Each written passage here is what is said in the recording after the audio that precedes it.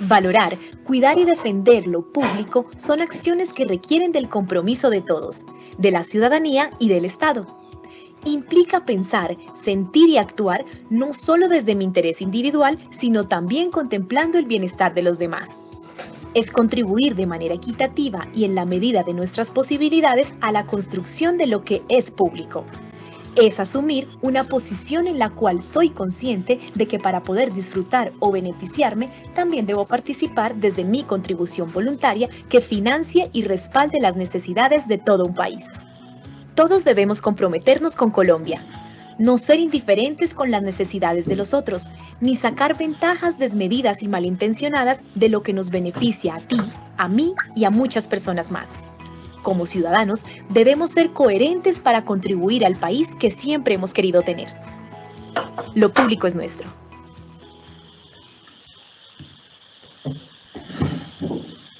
Leo.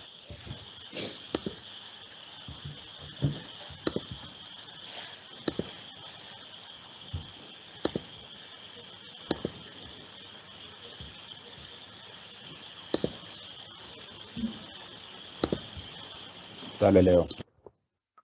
Muy buenas tardes a todas las personas que nos están acompañando el día de hoy. Básicamente les quiero dar las gracias por estar aquí. Quiero decirles que hoy tenemos dos invitados de lujo y adicionalmente hoy vengo con un ayudante. Ya los voy a presentar. El primero de ellos, Julio Fernando Lamprea, director encargado de gestión de ingresos de la DIAN. Él nos va a hablar del régimen simple de tributación. Y también vamos a tener a Mario José Márquez, gerente del sistema de facturación electrónica de la DIAN. Él nos va a hablar del tema de sistema de facturación electrónica. Uno de las personas que nos está ayudando el día de hoy y que nos va a ayudar es Johnny Alberto Lee, alguien también conocido por la profesión contable, a quien también damos un saludo, al igual que a los dos funcionarios de la DIAN. Y queremos decirle que de parte del Consejo Técnico es un honor poder aportar a construir desde la profesión contable y gracias por estar aquí con nosotros. Adelante, Jorge.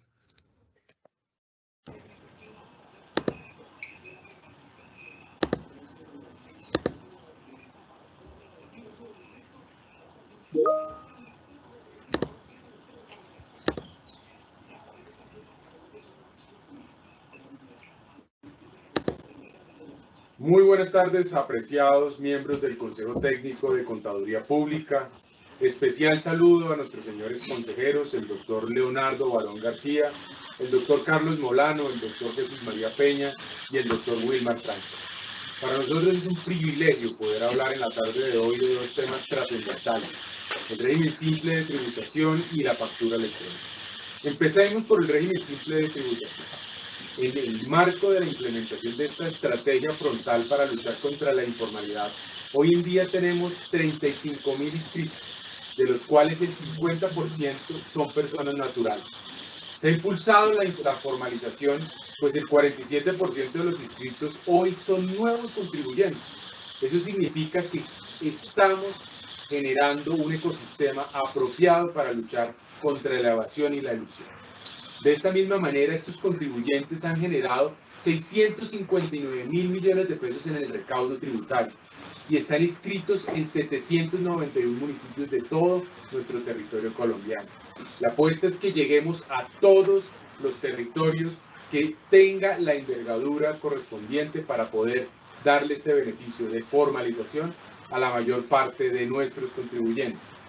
Es importante también mencionar que frente al concepto del impuesto simple consolidado, ya hemos generado recaudo para nuestros municipios, en donde hemos girado más de 11.000 millones de pesos. Y esa cifra es muy importante porque son 11.000 millones de pesos que recaudamos desde la DIAN para la mejora de las finanzas de nuestros municipios colombianos a través del IVA. Esta herramienta, como lo es el régimen simple, nos está permitiendo también luchar contra la evasión, nos está permitiendo intercambiar información a través de las cuales los municipios pueden conocer los contribuyentes que hacen parte del régimen simple y así también poder esperar un recaudo por concepto de impuesto de industria y comercio consolidado. Es una apuesta muy importante, pero va circunscrita también a la facturación electrónica. Hoy en día, nuestro sistema de facturación electrónica involucra documentos desmaterializados como la factura electrónica de venta, el soporte de pago de nómina, el soporte en adquisiciones con no obligados a facturar. Estamos trabajando en soportes de importación y otros documentos que vendrán más adelante. Este ecosistema también integra servicios como el registro de factura electrónica, conocidos por muchos como Radian. Es una apuesta de factoring social. La implementación de nuestro sistema de factura electrónica va a facilitar la interrelación de los contribuyentes con la DIAN, con servicios más ágiles como las devoluciones automáticas e incluso poderle ayudar a los menos favorecidos con las declaraciones únicas. Nuestra masificación de la factura electrónica genera un gran tamaño de contribuyentes habilitados. Ya sobrepasamos los 600.000 contribuyentes habilitados, empresarios que decidieron incorporarse a este esquema de simplificar sus contabilidades. Nuestro sistema de facturación electrónica también ha incrementado el recaudo fiscal y nos ha permitido ser mucho más contundentes en la lucha contra la evasión y contra el contrabando. Estos 600.000 contribuyentes hoy en día que están habilitados para facturar electrónicamente nos muestran más de 1.4 billones de pesos de facturas y que pueden mover cerca de 5 millones de facturas diarias.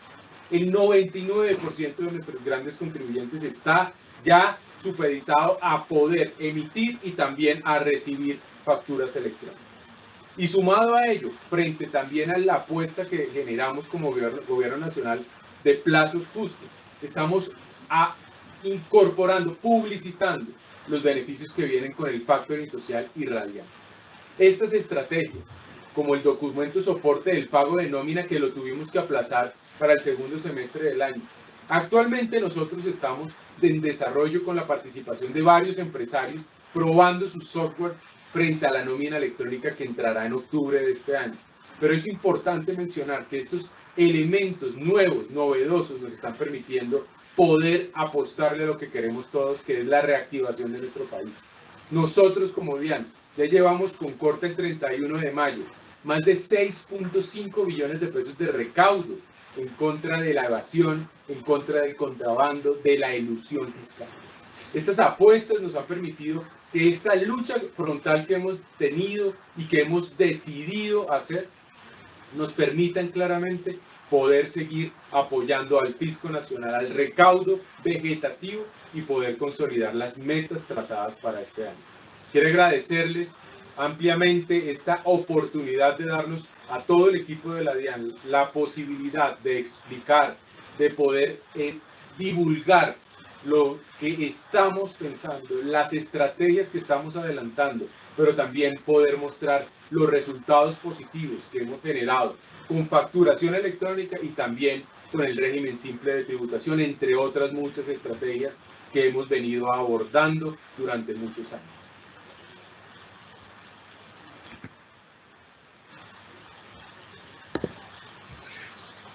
Bueno, muchas gracias al doctor Lisandro Junco por su saludo. Y vamos a iniciar, vamos a iniciar con presentando a nuestro primer conferencista, Julio Fernando Lamprea. Él va a hablar de un tema que a mi juicio es uno de los temas más apasionantes en la tributación, porque estamos migrando a un sistema mucho más sencillo de tributación y yo personalmente aplaudo ese cambio en la legislación y yo siempre le doy la bienvenida al régimen simple. Doctor Lamprea, muchas gracias por su asistencia y esperamos que enamore a todos los asistentes del régimen simple y seguramente usted es la persona más indicada para ello. Muchas gracias. Doctor Leonardo, muchas gracias. Gracias a usted por esta introducción, gracias por la invitación y por la organización de este evento. Quiero dar un especial saludo al doctor Wilmar Franco y a nuestro director general. También saludar especialmente al doctor Johnny Alberto Lee, al doctor Mario José Márquez, al igual que a todos nuestros colegas que están detrás de bambalinas haciendo posible este evento. Muchas gracias de verdad para todos ustedes y evidentemente esto es un tema del que estoy enamorado, el régimen simple de tributación. y que nos complace mucho estar con ustedes para poder explicarles de qué se trata, para poder responder a sus preguntas. Ya seguramente ustedes saben, y hablando entre contadores, seguramente ya han escuchado hablar del régimen simple de tributación. Al respecto, lo primero que tengo que decirles es que los contadores para nosotros son nuestros principales aliados, y son nuestros principales aliados en la difusión y masificación del régimen simple de tributación por una sencilla razón, porque los empresarios les creen a ustedes. Eso demanda, por supuesto, una mayor responsabilidad de parte de todos ustedes para poder estar al día en la aplicación del régimen simple de tributación y para que puedan orientar adecuadamente a sus empresarios o a sus clientes. Recordemos que el régimen simple de tributación es un régimen que es por excelencia de conveniencia, pero no hay una regla clara para determinar esa conveniencia. Es decir, cada caso particular es concreto y por eso ustedes tienen la obligación de poder estar al día y poder saber exactamente cómo funciona. De manera que yo espero poder darles un panorama amplio de lo que es el régimen simple de tributación para dedicar el mayor tiempo posible a responder preguntas. Antes de cualquier cosa, yo quiero que veamos un video en nuestra página web y en nuestro canal de YouTube. Ustedes van a encontrar diferentes videos de cómo el régimen simple le ha cambiado la vida no solamente a empresarios, sino también a municipios y a contadores. Y hoy traigo un ejemplo de alguien que les puede hablar muy cercanamente, porque justamente es alguien que es un contador público que nos va a hablar de cómo ha sido el régimen simple de tributación para él. Vamos a verlo. Negocios que se transforman con el régimen simple de tributación. Soy Mónica Marcela Guzmán Aldana, contador público, miembro de Guzmán y Osaeta Asesorías, especialistas en el sector salud. ¿Cómo ha cambiado su negocio con el RST? Nuestra experiencia con el régimen de tributación simple ha sido muy favorable, ya que los beneficios en las tarifas que pagan son representativos. Pueden hacerse deducción de pago de pensión en sus anticipos bimestrales. Poseen un buen flujo de caja, ya que no les practican retención en la cuenta. El régimen simple de tributación te permite pagar varios impuestos en uno, lo que significa menos trámites y procesos. Adicionalmente, tienes tasas más bajas para fortalecer tu negocio. Es por esto que nuestros clientes se encuentran muy conformes por haber optado por este régimen. Los invito para que cumplan con los requisitos y aún no hacen parte del régimen de tributación simple, disfruten de sus beneficios. Esto es el régimen simple de tributación para un colega que como ustedes está interesado en poder llevar las mejores alternativas a sus clientes. Desde ese punto de vista voy a volver a compartir mi pantalla para que la tengamos perfectamente. Si ustedes no la pueden ver, simplemente me lo dejan saber. Pero básicamente eso es lo que queremos, que usted pueda conocer exactamente los beneficios del régimen simple de tributación, que utilice nuestros canales para poder acceder a información, que utilice nuestro micrositio y que pueda estar enterado para que pueda asesorar correctamente a sus clientes. ¿Qué es el régimen simple de tributación? El régimen simple de tributación no es más que un sistema de pago de impuestos. Y quiero que veamos esto a partir de la experiencia de que tiene un contribuyente, un empresario cualquiera, incluso ustedes mismos. Y es que un empresario puede ser responsable del pago de muchos impuestos. ¿Qué impuestos? Acá vamos a ver algunos, seguramente hay otros, pero principalmente un empresario es responsable del impuesto sobre la renta, puede ser responsable del impuesto sobre las ventas. Y digo puede porque también tenemos no responsables. En el caso de que se trate de un empresario que tenga una actividad en un restaurante o en un bar, puede ser responsable del impuesto nacional al consumo por el expendio de alimentos y bebidas, pero también puede ser responsable del impuesto de ganancia ocasional. Estos 4 impuestos que acabamos de ver en este momento son impuestos nacionales. Son impuestos que usted o su cliente le deben pagar a la DIAN. Pero pensemos que este empresario es un empresario que tiene negocios en varios municipios. Pensemos que es un empresario que le ha ido bien y tiene negocios en Bogotá, pero también tiene unas sucursales, unas agencias o unos establecimientos de comercio en otros municipios, o simplemente genera ingresos en otros municipios como, además de Bogotá, Cali, Cartagena y Chía. Ese empresario, además de estar en Cali, además de pagar estos impuestos en la DIAN, tiene que pagar el impuesto de industria y comercio, el impuesto de avisos y tableros, la sobretasa bomberil, muy probablemente ante el municipio. ¿Qué municipio? Bogotá, Cali, Cartagena y Chía. Quiere decir con eso que este personaje debe presentar aproximadamente, así en una cuenta más o menos alegre, y digo más o menos alegre porque cada municipio tiene sus propias reglas, debe presentar un formulario del impuesto sobre la renta, más los formularios de retenciones, si es obligado a eso. Al año debe presentar entre 6 y 3 formularios, entre 3 y 6 formularios del impuesto sobre las ventas, en el caso que sea responsable de ese impuesto. Si fuera responsable del impuesto nacional al consumo, debe presentar 6 formularios en el año, y la ganancia ocasional si la paga en el formulario del impuesto sobre la renta. Pero vámonos a cada uno de los municipios. Cada uno de los municipios tiene un calendario, tiene incluso un formulario, tiene unas reglas, tiene unas tarifas, que hace que para el contribuyente sea muy difícil poder presentar el impuesto de industria y comercio de avisos y tableros y la sobretasa bomberil en cada uno de esos municipios. O sea, piense que él puede pagar un impuesto que le cuesta 30.000 pesos, 25.000 pesos, 7.000 pesos, 0 pesos, porque el municipio dice que tiene que presentar la declaración. ¿Cuánto no le cuesta a este empresario ir a pagar a Cartagena 20.000 pesos o 30.000 pesos desde Bogotá? Usted lo sabe porque usted trabaja en eso. Y no solo eso, pensemos que por cada municipio tiene que presentar, dependiendo la calidad que tenga y dependiendo las normas de cada uno, entre 6, 4, un formulario en el año. Si multiplicamos y sumamos todo esto, este empresario debe presentar al menos 30 formularios en el año. 30, por bien que le vaya. ¿Qué quiere decir con eso? Que para este empresario es muy costoso pagar impuestos. Y ustedes lo saben. Porque es que no solamente es lo que tiene que pagar, sino es la carga operativa. Para eso se crea el régimen simple de tributación por la ley 2010 del año 2020, del año 2019. Y en esto yo quiero ser un poquito más técnico de lo que suelo ser en estos espacios para que usted me entienda. Y es que si usted entiende estos 3 conceptos que yo le voy a pasar a explicar, usted como contador puede resolver cualquier inquietud del régimen simple de tributación, cualquiera. Le voy a hablar del concepto de sustitución, le voy a hablar del concepto de integración y le voy a hablar del concepto de comprende. Cuando yo me refiero al concepto de sustitución, es porque el artículo 913 del Estatuto Tributario señala que el régimen simple de tributación es un sistema de tributación opcional, ojo, es opcional, que uno sustituye el impuesto sobre la renta. ¿Qué quiere decir sustituye el impuesto sobre la renta? Que cuando usted o su cliente optan por el régimen simple de tributación, ya no son más responsables del impuesto sobre la renta. Eso tiene unas consecuencias impresionantes.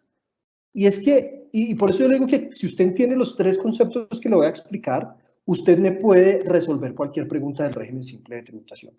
Una obligación establecida en el Estatuto Tributario para un contribuyente del régimen simple, pero que esté relacionada con el impuesto sobre la renta, ¿aplica el régimen simple de tributación?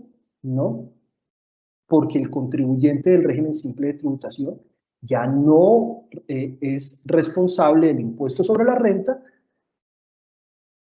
No quiere decir eso que ya no pague más renta, sino que sea sustituido por algo que se llama el impuesto unificado, que es por medio del cual paga su renta, con unas normas mucho más sencillas, con unas normas mucho más tranquilas, y es ingreso bruto por tarifa, punto. Luego le hacemos unos descuentos. ¿Y eso qué quiere decir, queridos amigos? Que el empresario, que usted ya no va a tener que tener el dolor de cabeza de los costos, de los gastos, de la renta exenta, de deducibles, de descontables, de tantos conceptos que tenemos en el Estatuto Tributario.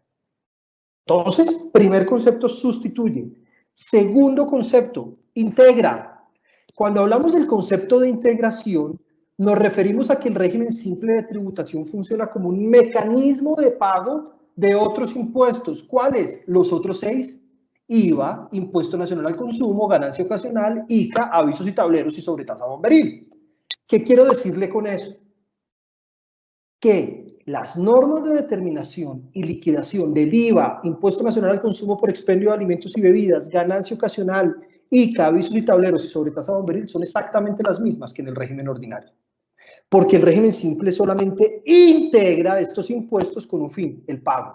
Pero cuando usted liquida el IVA, lo liquida con la misma tarifa que lo liquida en el régimen ordinario, solo que lo paga con el régimen simple.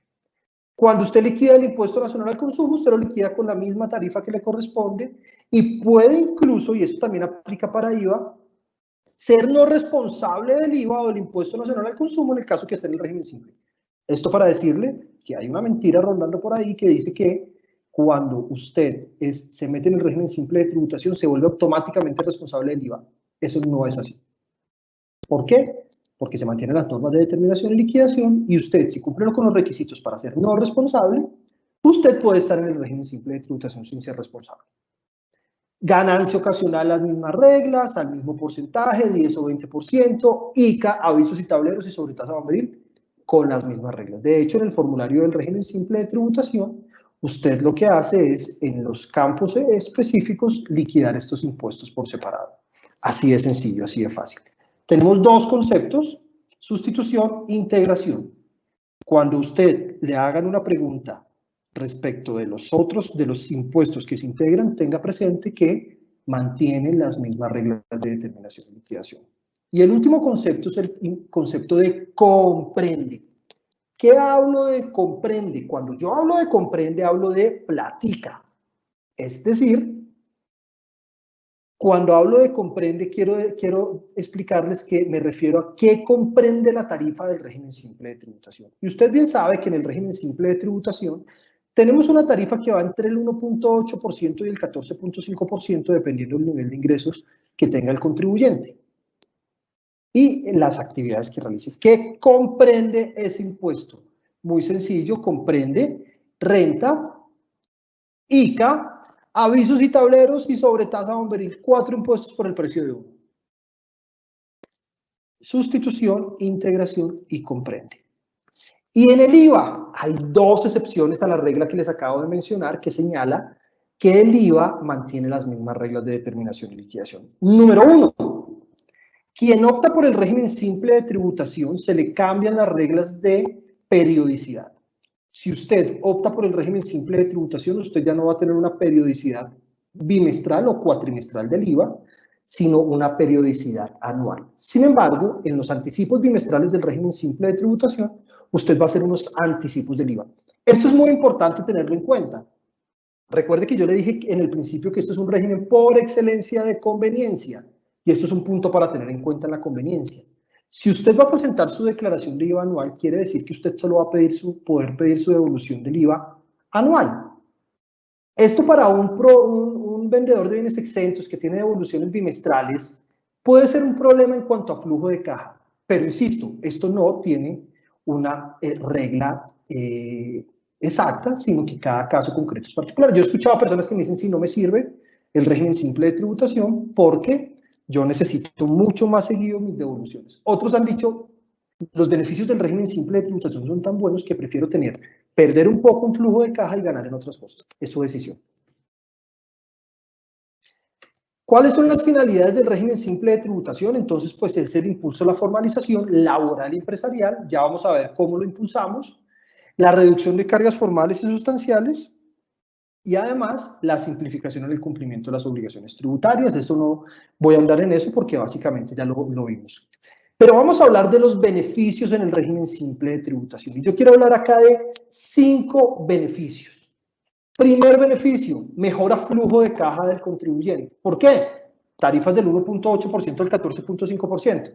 Y ya sé que me van a querer empezar a tirar piedras a decir, pero es que no sea bruto porque es del ingreso bruto.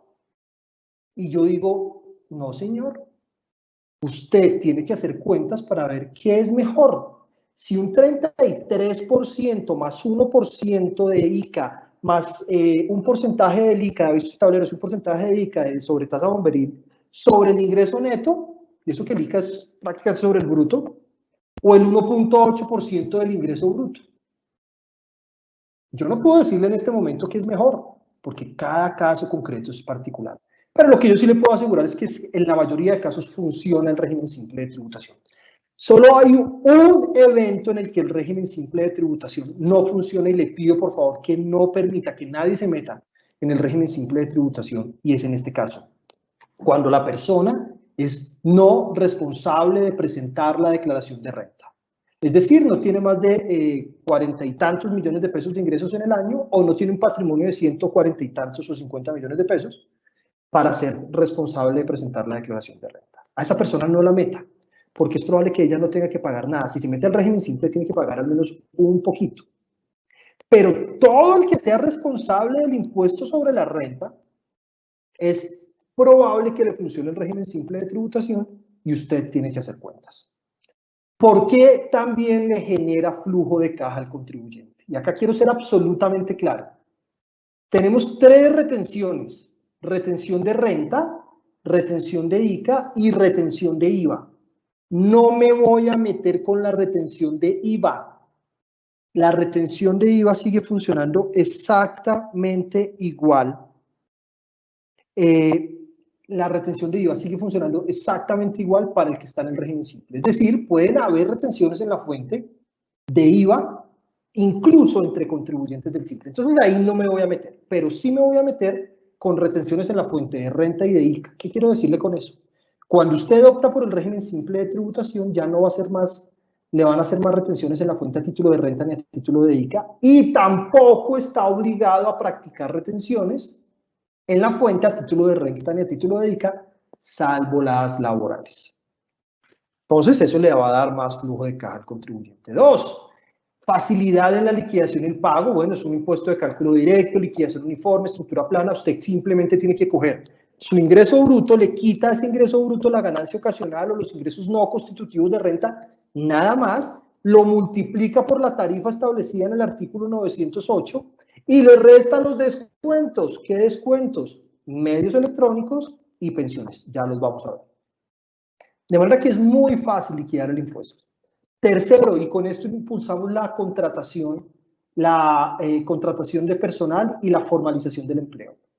Y es que todos los empleados que tengan empresario del régimen simple de tributación, que sean formales, le van a ser acreedora de tener un descuento en el régimen simple equivalente a lo que paga por pensiones. Es decir, cuando está pagando la pensión de su empleado formal, prácticamente está descontando, está pagando el impuesto por anticipado.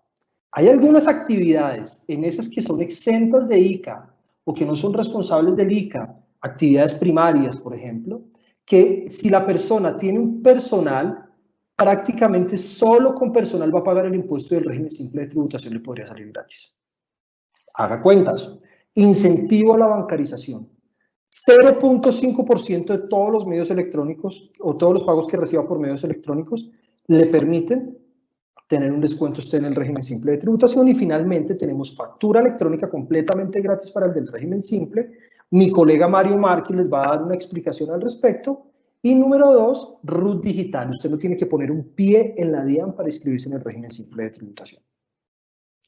¿Quiénes pueden optar por el régimen simple de tributación? Esto es muy fácil. Mire, pueden optar las personas naturales que desarrollen empresa, incluyendo un profesional liberal. Punto. O las personas jurídicas de naturaleza societaria, cuyos accionistas sean personas naturales o extranjeras. Perdón, cuyos accionistas sean personas naturales residentes en el país. Perdón, ahí tuve un lapsus. En ambos casos, no deben tener ingresos de más de 80.000 VTs. ¿Qué son 80.000 VTs, queridos amigos? Son 2.850 millones de pesos. Quiero decirle que en el régimen simple de tributación caben más del 90% de las empresas en Colombia, porque más del 90% de las empresas en Colombia son microempresas que caben en el régimen simple de tributación y un grupo de pequeñas empresas. De manera que es para todos. Ya sea persona natural o jurídica que tenga ingresos inferiores a 80.000 VTs, le corresponde, para poderse ingresar al régimen simple de tributación, estar al día en el cumplimiento de sus obligaciones tributarias. Se estará preguntando usted, ¿y entonces qué pasa con los nuevos? Si el año anterior no tuvieron ingresos, pues fácil, no se preocupen, no es un requisito que deba cumplir. Y número 2, tampoco le aplica estar al día en el cumplimiento de obligaciones tributarias, porque si es un contribuyente nuevo, lo importante es que se mantenga al día en todas sus obligaciones mientras está en el régimen simple de tributación. Quienes no pueden inscribirse, recuerden que este es un régimen para impulsar la formalización, para ayudar al más pequeño, de manera que hay personas naturales o jurídicas o algunas personas que desarrollan actividades que no pueden ingresar. ¿Quiénes no pueden ingresar? Las personas jurídicas extranjeras o las personas naturales sin residencia en el país o las personas que tengan un contrato laboral o las entidades que sean filiales, subsidiarias, agencias sucursales de personas jurídicas o las sociedades que sean accionistas de otras sociedades o las entidades financieras. Además, el artículo 906 del Estatuto Tributario trae otras actividades que realmente son excepciones. Quien realice microcrédito, quien realice gestión de activos, es decir, no es para rentistas de capital, quien importe, comercialice o fabrique automóviles, armas de fuego, explosivos o detonantes, quien genere energía eléctrica o quien importe combustibles. Esas son las únicas excepciones. El régimen simple de tributación le funciona a la mayoría de personas. ¿Cuáles son las tarifas del régimen simple de tributación? Pues básicamente van a depender de los ingresos y la actividad del contribuyente e incluyen 4 impuestos. Lo que es renta, a través del impuesto unificado, ICA, avisos y tableros y sobretasa bomberil. ¿Cuáles son los ingresos? Básicamente los ingresos están determinados en 4 niveles de ingresos expresados en VT. Si usted anualmente tiene ingresos entre 0 y 6.000 VT, va a tener la tarifa más baja y progresivamente va a ir subiendo en 4 niveles. Bimestralmente, la tarifa se va a determinar por unos niveles de ingresos que son proporcionales al bimestre. Eso hace que en algunos casos, principalmente cuando usted tenga ingresos estacionales, su anticipo bimestral pueda subir, pero cuando lo vaya a mirar a lo largo del año se le puede equilibrar. ¿Cuáles son las actividades? 4 grupos de actividades empresariales, tiendas pequeñas, minimercados, micromercados o peluquerías. Estas son las tarifas, arrancan en el 2% y terminan en el 11.6%. Incluyen 4 impuestos. Para que ustedes tengan claro algo, ¿cuántos son 6.000 VT? Son más o menos 220 millones de pesos. Para que usted tenga ingresos de 220 millones de pesos, usted tiene que vender al día más o menos 500 o 600 mil pesos, un poco más. ¿Cuántos colombianos venden o tienen ingresos de más de 600 mil pesos en el día? Muy pocos. Lo que quiere decir es que la mayoría de empresarios van a tener la tarifa más baja. En el grupo número 1, además, que es la segunda modificación del IVA, las personas que opten por el régimen simple de tributación y únicamente desarrollen una actividad en tienda o peluquería no van a ser responsables del IVA. No importa si son personas jurídicas o no importa si son personas naturales que tengan ingresos de 60.000 VTs.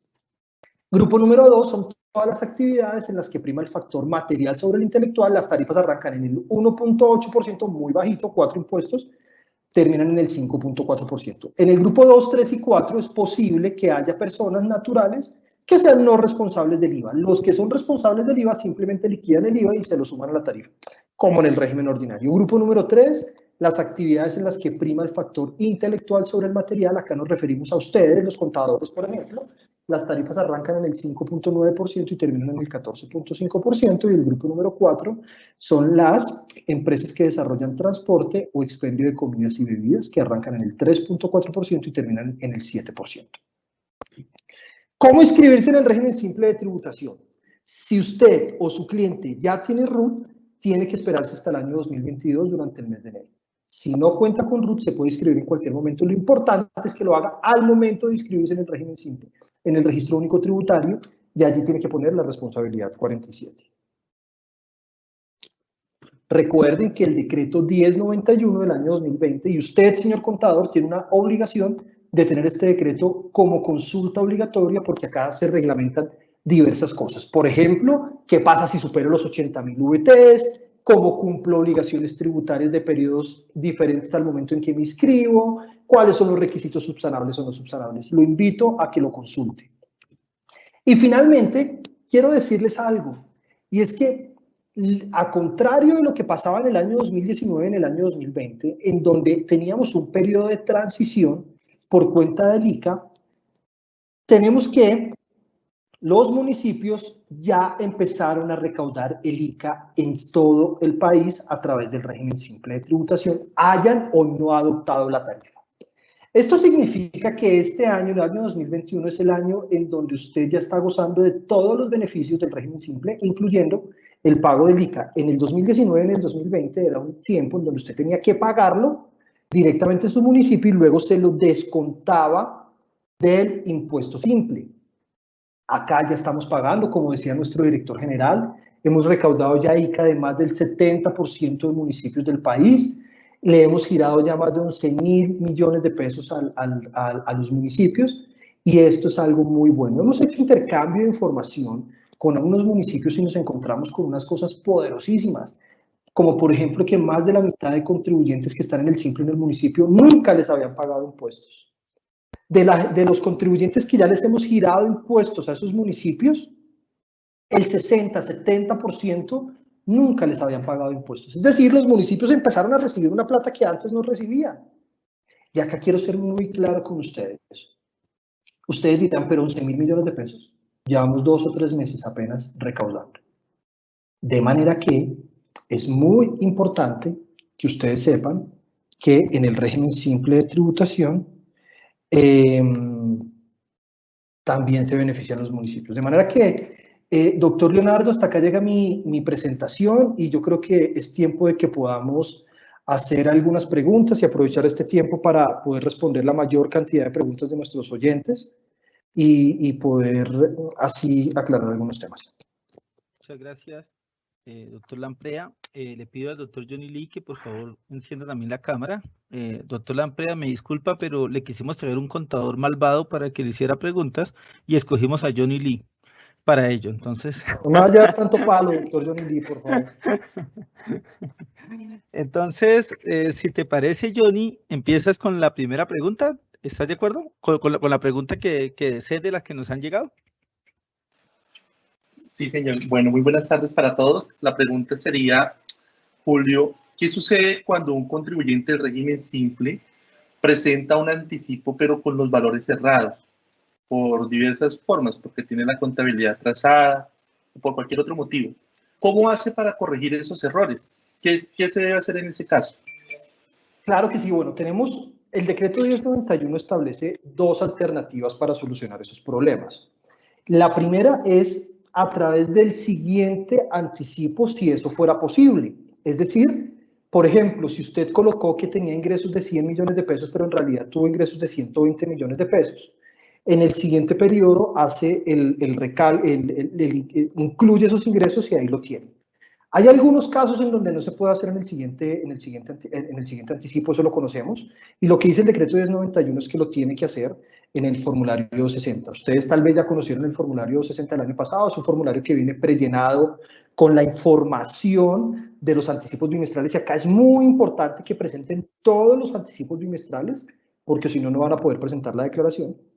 Y ese formulario 60 les va a permitir hacer algunos ajustes de los bimestres si tuvieron algún error.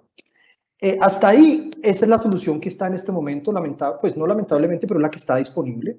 Estamos trabajando muy fuertemente en poner al aire un formulario de ajustes independiente del anticipo bimestral hasta por una vez.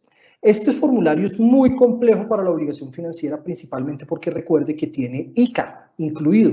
Entonces no es tan fácil como que yo hago los arreglos, y nos ha generado lucha, nos ha generado guerra, pero esperamos que en un par de meses ya esté disponible para que no se tengan que esperar al siguiente anticipo o a la declaración anual. Gracias. Estimado Julio, parece que hay algunos municipios que no han incorporado sus tarifas de impuesto de industria y comercio al régimen simple de tributación. Por lo tanto, esas personas hoy tienen dudas y dicen, venga, se supone que en el año 2021 ya esto no debería estar pasando. ¿Qué debo hacer? ¿Debo seguir presentando declaración de ICA en ese municipio?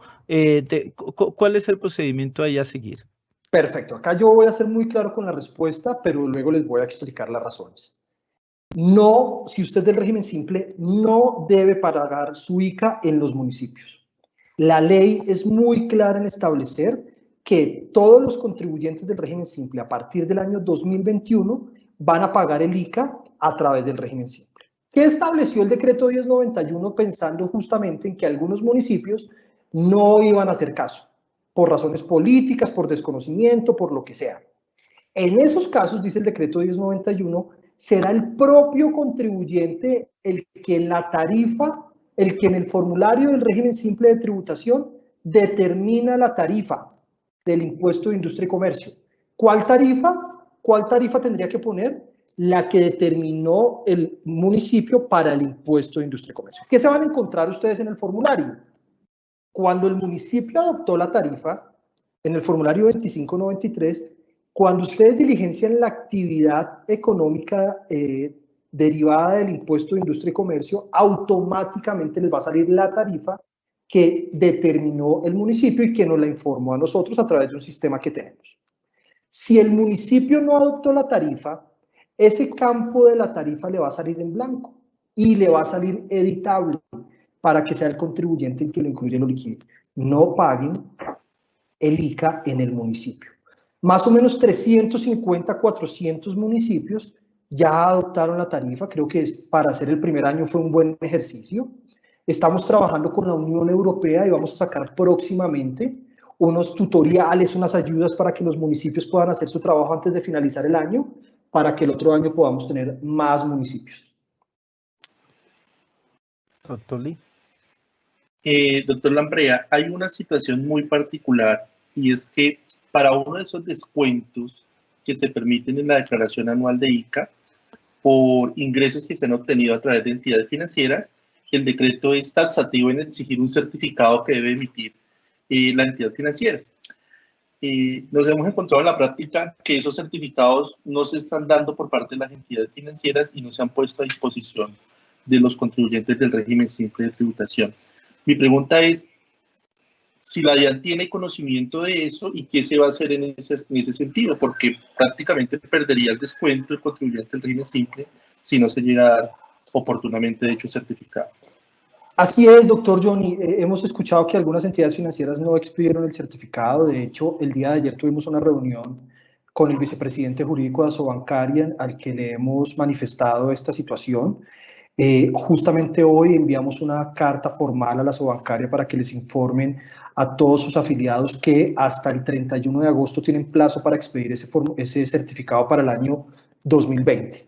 ¿Cuál es la solución? ¿Será que alguien que no tenga el certificado en la mano no va a poder beneficiarse del descuento? Nosotros creemos que no.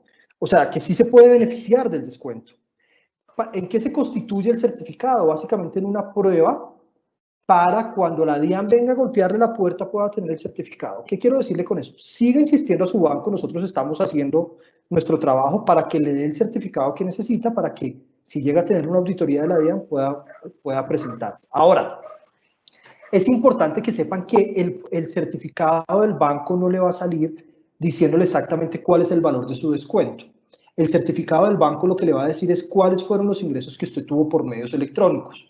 Pero usted tiene que mirar de esos ingresos que tuvo por medios electrónicos cuáles son sujetos del descuento, es decir, cuáles tuvieron relación con su actividad generadora de renta o del ingreso. Es decir, si a usted, doctor Johnny Lee, si está en el régimen simple, su señora abuela le da un regalo de cumpleaños girándole una plata, usted no puede utilizar ese regalo de cumpleaños como un descuento porque no hace parte de su actividad generadora de ingresos. Muchas gracias.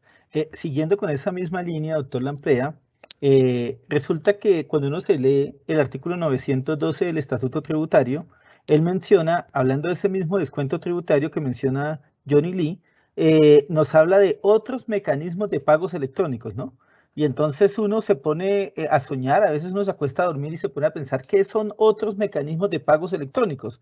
Entonces le sale, por ejemplo, Nequi, le sale Baloto, le sale Daviplata, le sale Servientrega, le sale pagos que le giran a través de transferencias electrónicas, PSE, por ACH, por pagos en línea, por PayPal, y voy a parar ahí porque pues estoy haciendo publicidad ya. Entonces, la pregunta es, ¿esos otros medios de pagos electrónicos, hasta dónde llega el alcance? ¿Hasta dónde llega? Sí, doctor Leonardo, en el decreto 1091 definimos también qué se entendía por otros mecanismos de pago electrónico. Y palabras más, voy a parafrasearlo, es todo mecanismo presencial o no que permita la extinción de una obligación a través de un mensaje de datos y que pueda ser certificada por una entidad vigilada por la Superintendencia Financiera. Ahí cabe no solamente la venta por datáfono, sino también cabe la transferencia de cuenta a cuenta electrónica. Cabe también el pago a través de un código QR como Nequi, Daviplata, BBVA Móvil. Todos estos mecanismos, siempre y cuando pasen por el control de una entidad vigilada por la Superintendencia Financiera. Nuestra intención es que precisamente se puedan utilizar esos mecanismos de pago para que a través de un código QR los empresarios puedan recibir sus pagos y eso también le sirva para un mecanismo de descuento. Bueno, yo tengo por acá una pregunta que me parece interesante. Digamos, puede ocurrir situaciones donde una persona pase al simple, pero traiga un saldo a favor en renta. O puede ocurrir situaciones donde una persona estando en el simple crea que queda un exceso de impuesto en el simple que, digamos, considere que puede solicitar el saldo a favor y vuelva a ser régimen ordinario. Entonces, mi pregunta es, ¿cómo es ese tratamiento de transición entre simple y ordinario, digamos, tanto de forma directa como inversa? O sea, si estoy en régimen ordinario y paso al simple, como si estoy en simple y paso ordinario. Hay una regla en el estatuto tributario que dice que entre diferentes impuestos usted no se puede arrastrar saldos a favor. Y lamentablemente eso ha impedido que cuando yo tenga un saldo a favor en renta y me paso al simple, pueda arrastrarme para el simple el saldo a favor. O si tengo un saldo a favor en simple y me salgo del simple, porque ojo, solo lo puedo utilizar cuando me salgo del simple, lo pueda llevar a la renta. En esos casos, lo que corresponde es solicitar la devolución de esos saldos a favor, ya sea en simple o en renta. No los va a perder. Por otro lado, cuando usted está en el régimen simple de tributación y se le generan saldos a favor, la ley lo que dice es que usted los debe imputar a los siguientes anticipos o declaraciones, de manera que mientras está en el régimen simple no va a poder pedir saldos a favor. Yo sé que lo que le voy a hablar ahorita no son saldos a favor, pero puede estar orientado también a aclarar esto, y es ¿qué pasa cuando yo presento un anticipo en mi declaración de renta para el siguiente año y para el siguiente año me meto al régimen simple? El decreto reglamentario dice que ese anticipo que presentó para el año grabable en el que ingresa al simple, sí se lo puede arrastrar en la declaración anual del régimen simple de tributación. Doctor Lamprea, aquí nos envían 2 recomendaciones, también una en forma de pregunta y una en forma de recomendación. La primera es que la DIAN debería sacar una calcomanía que se llame Yo amo al simple, y a todos los contribuyentes del simple enviarles esa calcomanía que dice Yo amo al simple. Eso ayuda un poco a generar que los empresarios empiecen a querer este sistema, al cual yo quiero mucho. Pero la segunda solicitud es, a los empresarios les ha fascinado no hacer retención en la fuente. No existe mayor tortura que es ir a comprar algo y preguntarle al señor, le tengo que hacer retención en la fuente, retención de ICA, retención de IVA, retención de... Se cansa el señor y no entiende qué significan esas retenciones y termina siendo multado porque no las entiende. ¿Qué posibilidad hay de que en la próxima reforma tributaria pudieran también eliminar el requisito de la retención de IVA para un responsable del régimen simple? Es decir, que a él le hagan, no hay ningún problema, pero que él no tenga que hacer esa retención. La de fuente no la hace, la de ICA no la hace y que la de IVA tampoco la hace, porque hay un concepto de la administración tributaria que dice que él sigue siendo agente retenedor cuando adquiere bienes y servicios de alguien del régimen simple. Es una petición que me ha parecido muy buena, que la colocaron en el chat y me gustaría que usted mismo la conociera y ojalá nos la pudiera ayudar a avalar. Bueno, doctor Leonardo, lo primero que tengo que decirles es que me encanta la idea del Yo amo al simple. De hecho, para factura electrónica estamos pensando en un sello relacionado con factura electrónica, y qué tal si pudiéramos aliarnos con el Consejo Técnico de la Contaduría Pública para sacar un sello y para mandarle a todo el mundo sobre el régimen simple de tributación. Entonces, con eso. Ahí ya le cojo la caña, como dicen por ahí. En segundo lugar, en la próxima reforma tributaria, como usted sabe, va a ser una reforma muy limitada en cuanto a algunos aspectos fundamentales relacionados con generación de ingresos necesarios para atender ciertos programas sociales. Está muy limitada para meter algunos temas adicionales, y más en cuanto al régimen simple de tributación se refiere, porque como usted sabe, la Comisión de Expertos en Beneficios Tributarios dijo no toquen el simple. ¿Nosotros qué creemos? Y lo comentaba con usted previo a esta reunión, y esto lo creemos con el director de la DIAN. El régimen simple es una punta de lanza para el sistema tributario colombiano. En la medida que el régimen simple de tributación funcione, seguramente vamos a tener régimen simple de tributación más ampliado. También somos conscientes que aunque el régimen simple es bueno, le caben mejoras. Entonces, seguramente a futuro nosotros ya tenemos una lista de mejoras para hacer. Ahora, en lo que tiene que ver con la retención de IVA específicamente, yo sí tengo que ser honesto, y desde el rol que estoy desempeñando en este momento, las retenciones en IVA específicamente se constituyen en una fuente muy importante de ingresos de la nación, y cada vez el régimen simple de tributación va a tener más contribuyentes. Hoy tenemos 35.000 contribuyentes. Yo confío que el otro año lleguemos a un número muy importante debido a que ya estamos con todos los beneficios full del régimen simple, incluyendo ICA. De manera que eliminar una retención de eso seguramente nos podría pegar muy duro, pero seguramente podemos analizar la situación, pero preliminarmente yo le digo, para el recaudo nos puede afectar y esto puede ser determinante en este momento. ¿Qué podemos hacer? Y esto lo podemos hacer con ustedes también, capacitar a todos nuestros empresarios, a todos nuestros contadores, para que entender el sistema sea mucho más sencillo. Yo, añadiéndome a ese par de sugerencias que hizo Leonardo, tengo un par de sugerencias que he conversado con algunos colegas, y es la posibilidad de ampliar un poco el plazo para acogerse al régimen simple de tributación, porque muy probablemente en enero no tengamos las cifras contables plenas disponibles para los empresarios. Y otra sugerencia eventualmente es, hay un hambre, hay una necesidad en el país de formalización impresionante, digamos, las cifras de desempleo, de pobreza son tan altas, y cuando uno observa que el simple permite que el descuento por pensión sea un descuento y que ya tenemos también un beneficio donde no pagamos salud por los empleados del artículo 114 del Estatuto Tributario, uno dice, cuando podemos mezclar esos dos instrumentos, si lo mezclásemos con una tabla, un tramo inferior de la tabla del simple que estuviera no grabado, haría que esto fuera totalmente enfocado en emprendimientos, en formalización, y no hubiera excusa alguna para que las personas no pudieran contratar a las personas con todas las garantías legales que brindan los sistemas.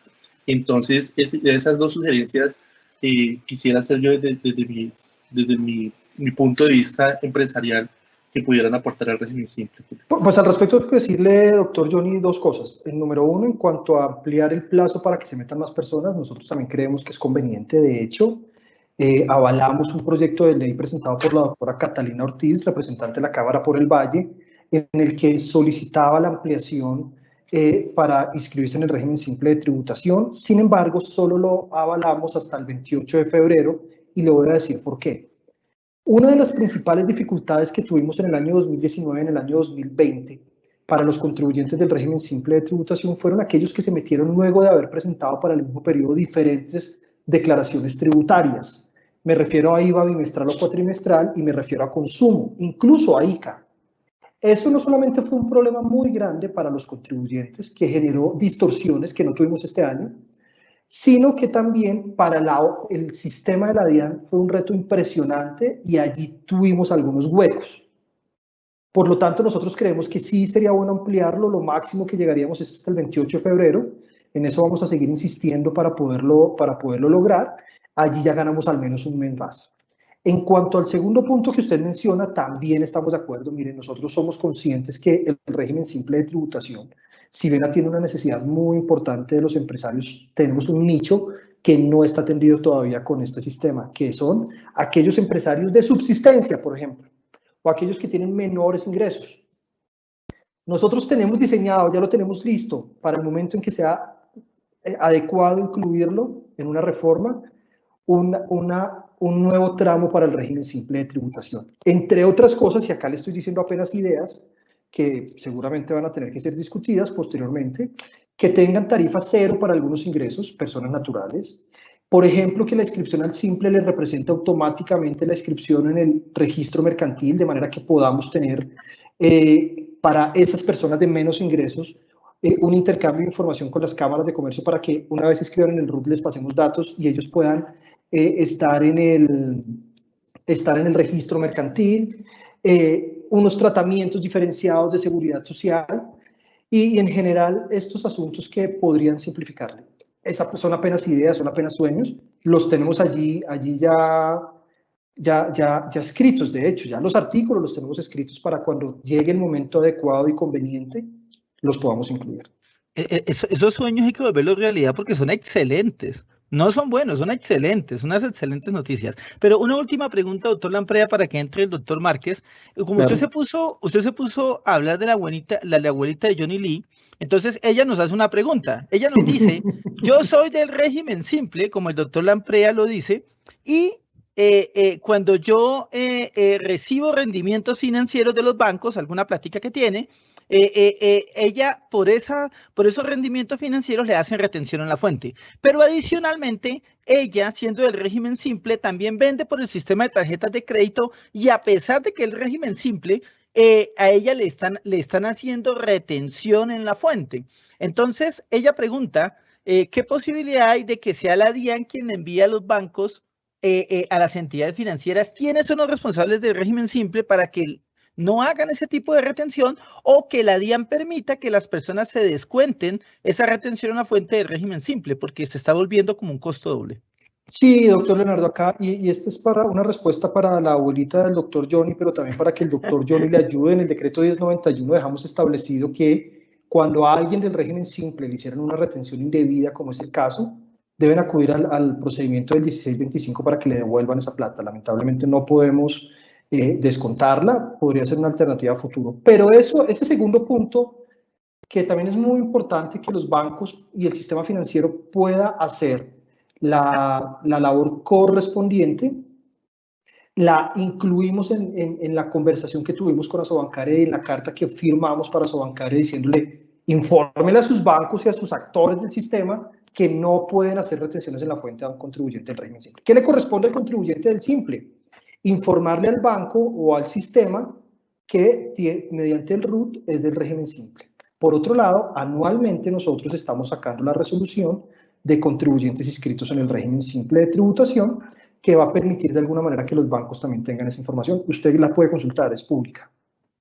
Doctor Lampreda, muchas gracias, y gracias por permitir que de una manera muy humana pudiéramos hacerle preguntas y usted las respondiera de una manera muy auténtica. Muchas gracias. No, es con mucho gusto y de verdad muchas gracias al Consejo Técnico por esta invitación. Doctor Leonardo, doctor Johnny, ustedes muchas gracias.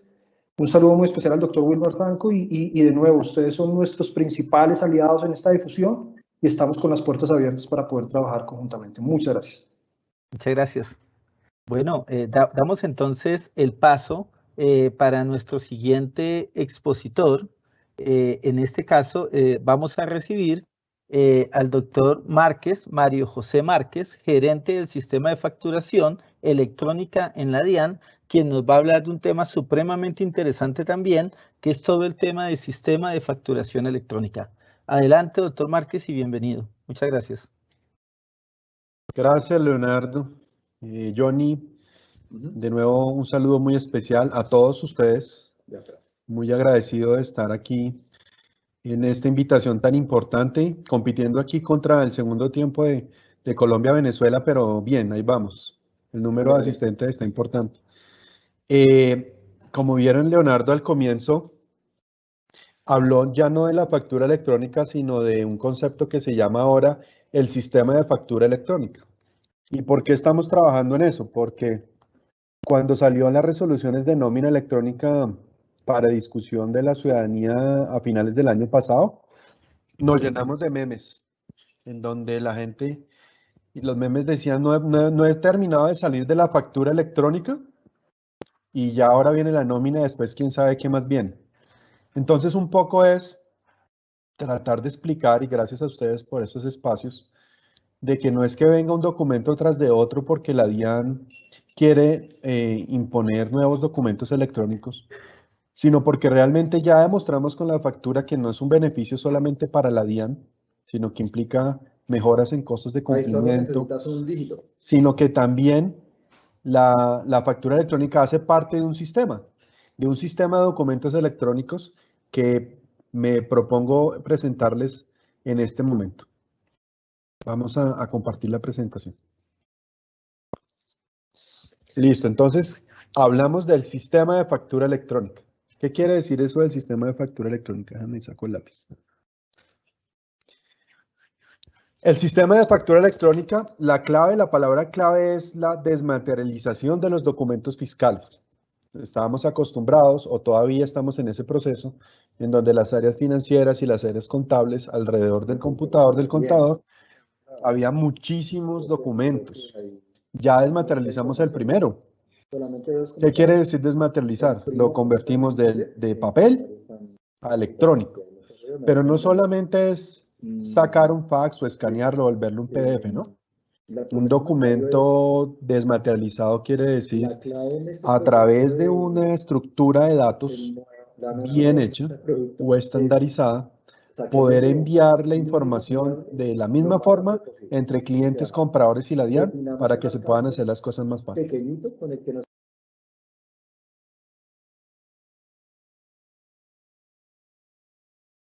Mario se quedó sin sonido. Sonido para el expositor, por favor, al doctor Ya. Márquez. Aquí estoy con sonido. ¿Volví? Sí, señor, te escuchamos muy bien. Perfecto. Así es. Entonces, estábamos hablando que se quieren desmaterializar la factura de venta. La primera que se masificó fue la factura electrónica. Y digamos, son palabras mayores. Decir que se masificó quiere decir que ya más de 600.000 contribuyentes están en el sistema de factura electrónica. Pero el sistema no Disculpen, solamente... pero hay un eco, doctor, hay un eco, alguien tiene abierto el sonido y hace interferencia en su conferencia.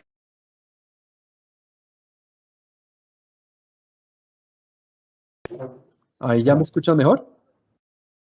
En este momento te estamos escuchando bien, sí, señor. Listo, gracias. Entonces, la factura de venta es un documento que ya se desmaterializó y ahora vienen los otros documentos soportes, dentro de los cuales está el documento soporte a las personas que no están obligadas a facturar, factura electrónica, documento equivalente, el documento soporte de pago de nómina.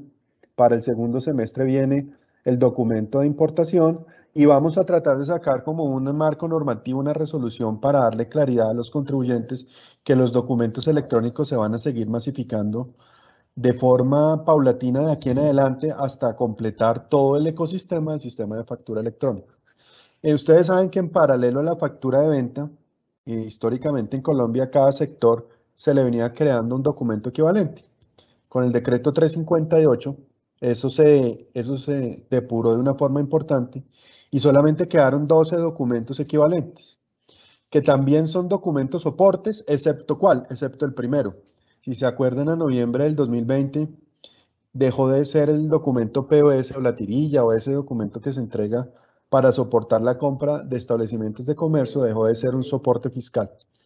¿Qué va a pasar el otro año cuando terminemos de masificar los documentos soportes electrónicos? Que el documento electrónico número 13 va a asumir los documentos electrónicos, va a asumir los documentos equivalentes y los va a convertir en electrónicos.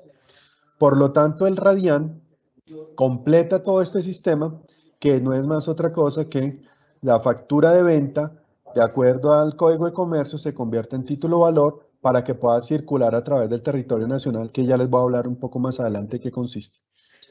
Este es el marco normativo del sistema de facturación. Ustedes ya lo conocen, sin embargo es importante que lo repasemos de manera rápida. Está el 615, el 616-1, Estatuto Tributario, el 771-2, que es el de deducibles de impuestos, costos y descontables, ya lo vamos a ver.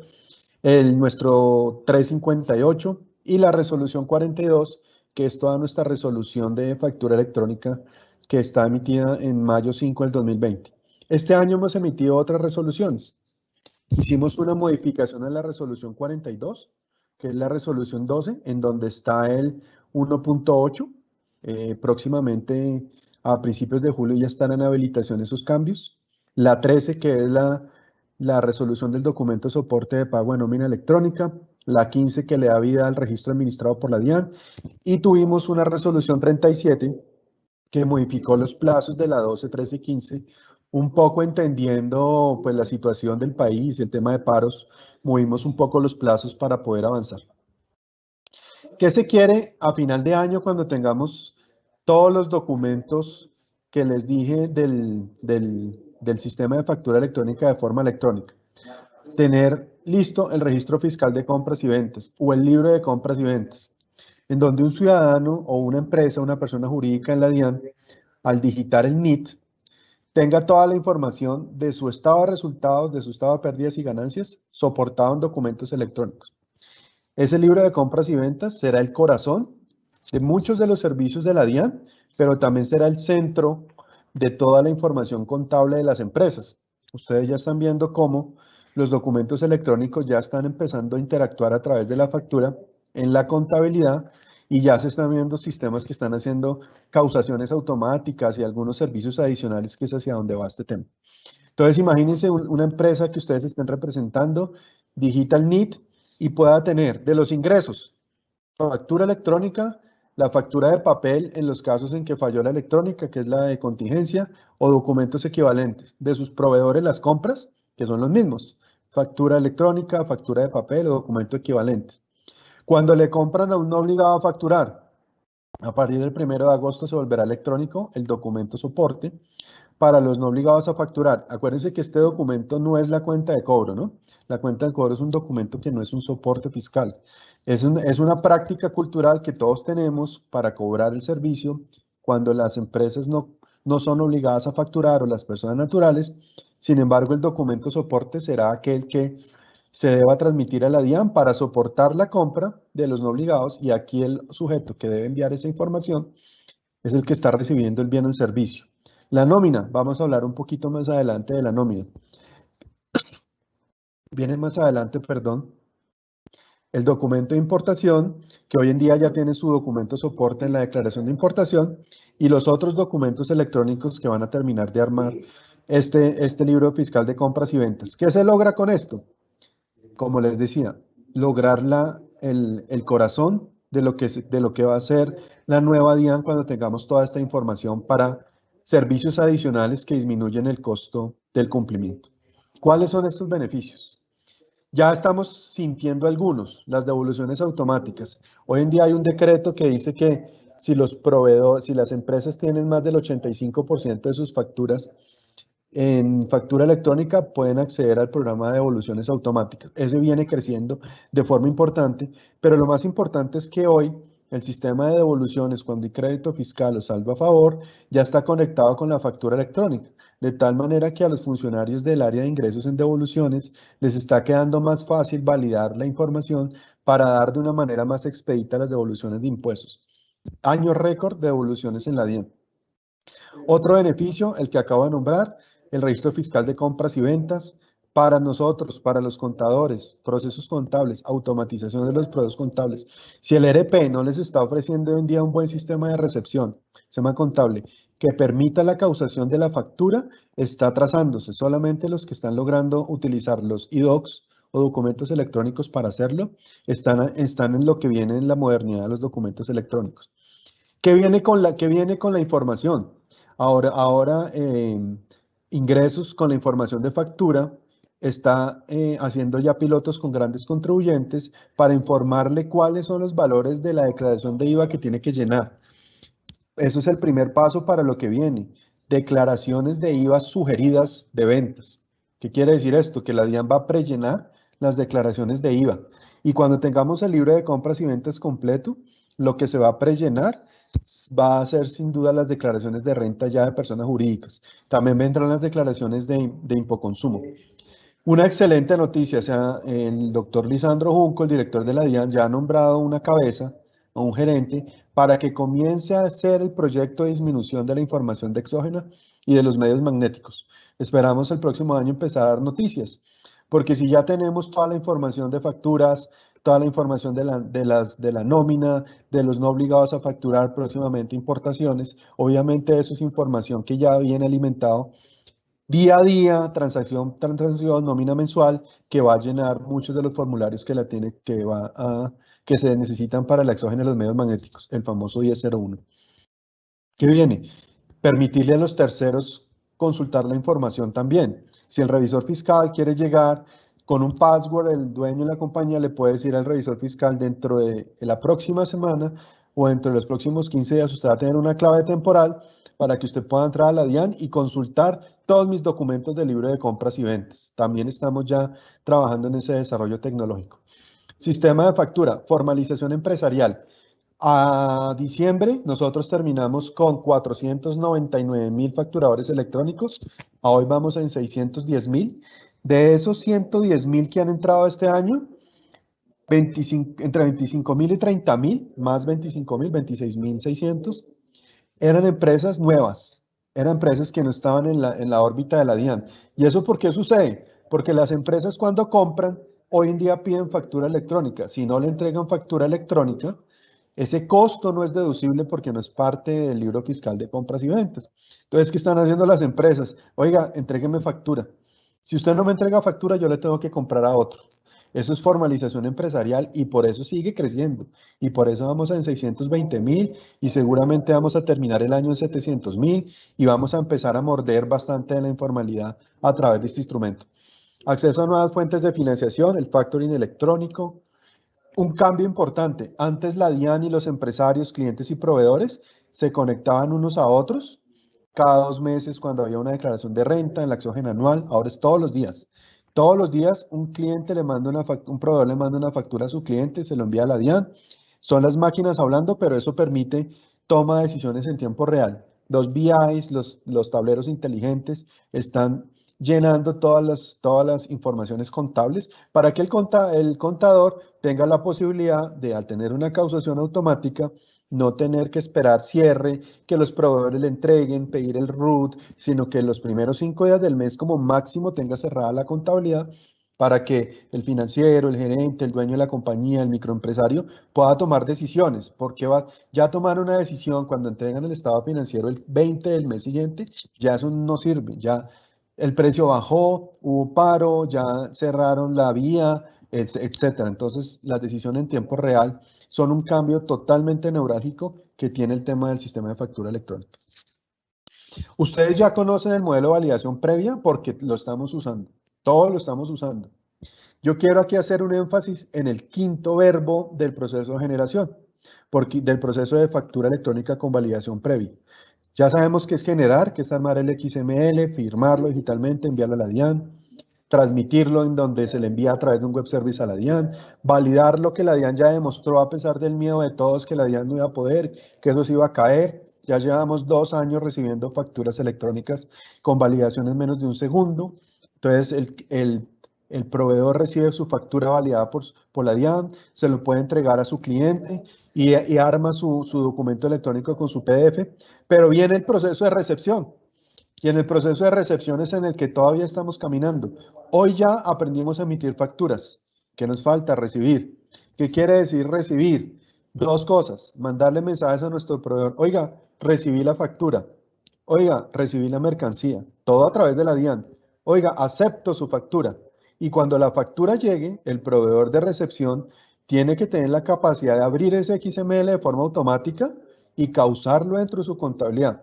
Mucho pesar da que después de haber montado todo esto, el contador abra el PDF que llega en el mail, lo imprima y siga causando de forma manual. No, nosotros tenemos que pasar hacia un proceso de automatización en que la orden de compra cruce con la factura y que cuando ese XML llegue al correo de recepción, en automático quede causado en la contabilidad y que después el contador lo único que haga es revisar. Entonces aquí la pregunta es, ¿y los contadores van a perder trabajo, van a dejar de hacer automatización de procesos? No. Por lo contrario, y lo decimos con toda tranquilidad, lo que sucede en este tema de factura electrónica es que el contador se vuelve mucho más consultivo, tiene más tiempo para analizar, tiene mucho más tiempo para volverse el asesor tributario de su jefe, o si es su propio jefe, para poder darle asistencia a sus clientes. Le da mucho más tiempo y la idea es realmente, se los digo con toda tranquilidad, acabar la trasnochadera en los momentos de cierre, en los momentos de presentación de impuestos, porque la DIAN va a llenarles las declaraciones, porque los proveedores van a estar validando las facturas en tiempo real, y la idea es que nos dediquemos como financieros que somos a hacer una contabilidad en línea. Por eso la recepción, analícenla con su proveedor, que no solo es emitir, sino también recibir facturas. ¿Cuáles son las modalidades de facturación que hay en este momento? Olvídense de todas las demás. Olvídense del plus, olvídense de todas las demás. La factura electrónica de venta, la factura de talonario de papel, los documentos equivalentes donde está el POS y los documentos soportes de adquisiciones y el documento soporte de pago de nómina. Factura electrónica, factura de papel, POS y documento soporte tienen que ir a la DIAN a pedir una numeración. El documento soporte de pago de nómina no. Ese es un consecutivo que ustedes pueden llenar. Hoy el documento soporte de pago de nómina está en papel. Ya lo están llenando desde el año pasado que salió la 42 con el comunicado 55. ¿Sí? Esa información ustedes ya la tienen en papel. A partir del 1 de agosto va a comenzar a enviarse la DIAN de forma electrónica.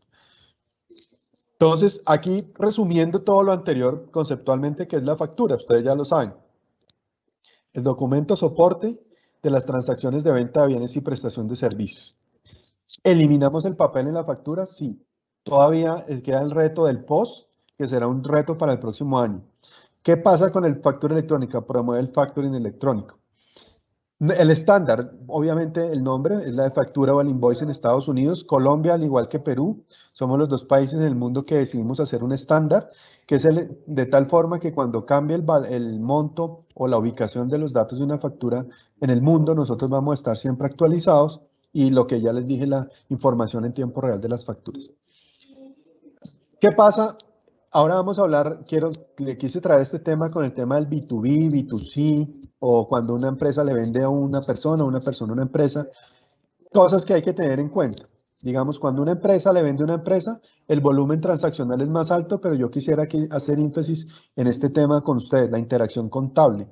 Todo está hecho, este sistema de facturación, para que la factura electrónica realmente mueva la contabilidad cuando llega por parte de un proveedor o cuando se vende que mueva de una vez la 1305, que cuando llegue el proveedor mueva al proveedor, que cause los impuestos, todo lo tiene que hacer directamente una vez la factura llega o se envía. No queremos que la interacción con la contabilidad sea de forma desarticulada con la factura electrónica y creo que ese es el camino.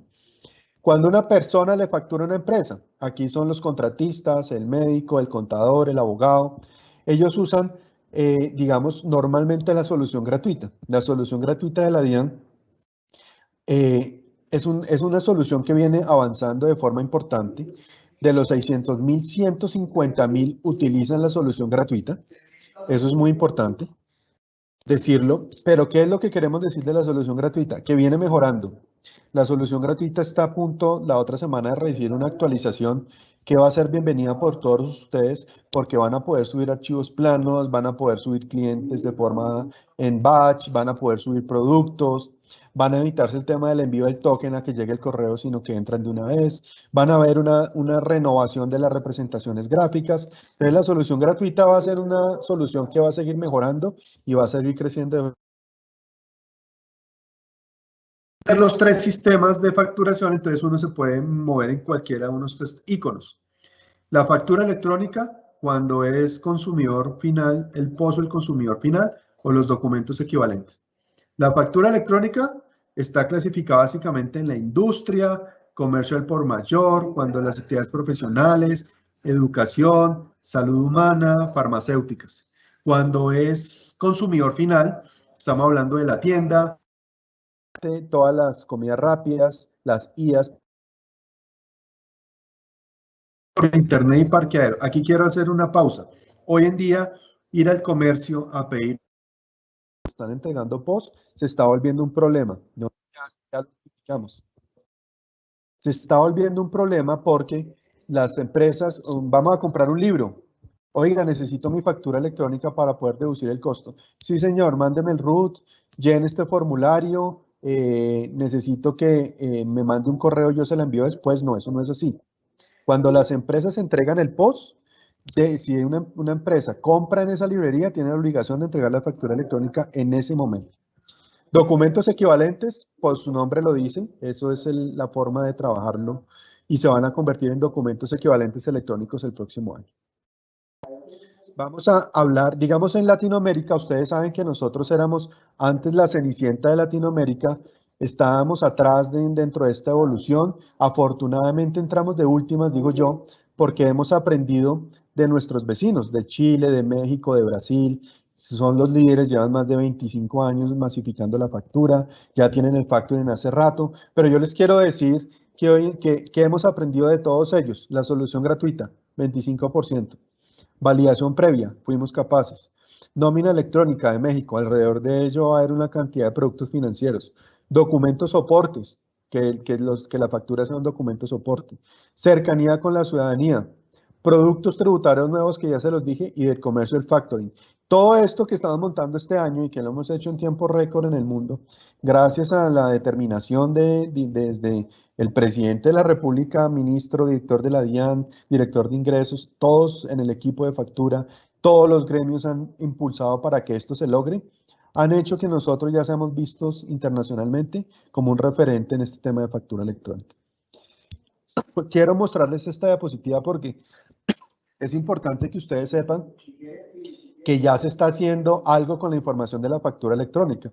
Hoy recibimos 4 o 5 millones de facturas al día. ¿Y qué va a hacer la DIAN con toda esa información? analizarla y empezar a pedir información que explique cosas, alertas, no significa sanciones. Hoy, de las 4 millones de facturas, 2.500 NITs están siendo identificados como que tiene una alerta. Una alerta no quiere decir que esté cometiendo alguna infracción, simplemente es un comportamiento inusual. Oiga, usted venía vendiendo X y vea, se multiplicó, sus ventas cayeron. Usted normalmente compraba en una panadería leche, huevos y harina, ahora me acaba de comprar una Toyota, ¿eso qué quiere decir?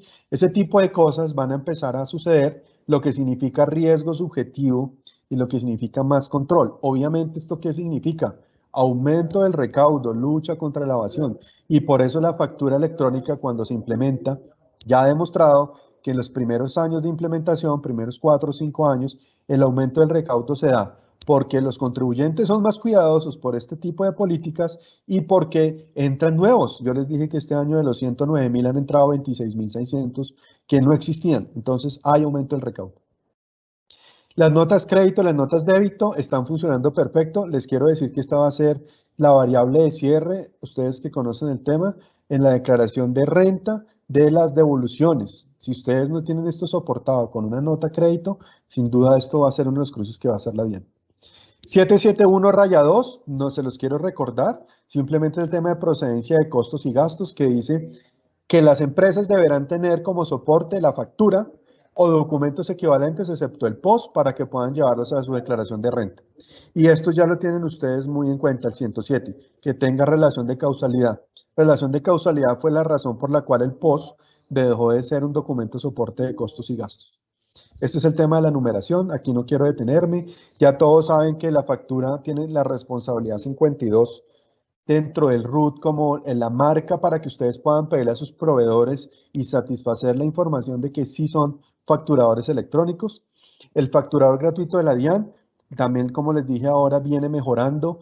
Realmente el enrolamiento viene siendo ya cada vez más rápido y lo que vamos a hacer en la actualización próximamente es hacer enrolamientos durante el mismo día.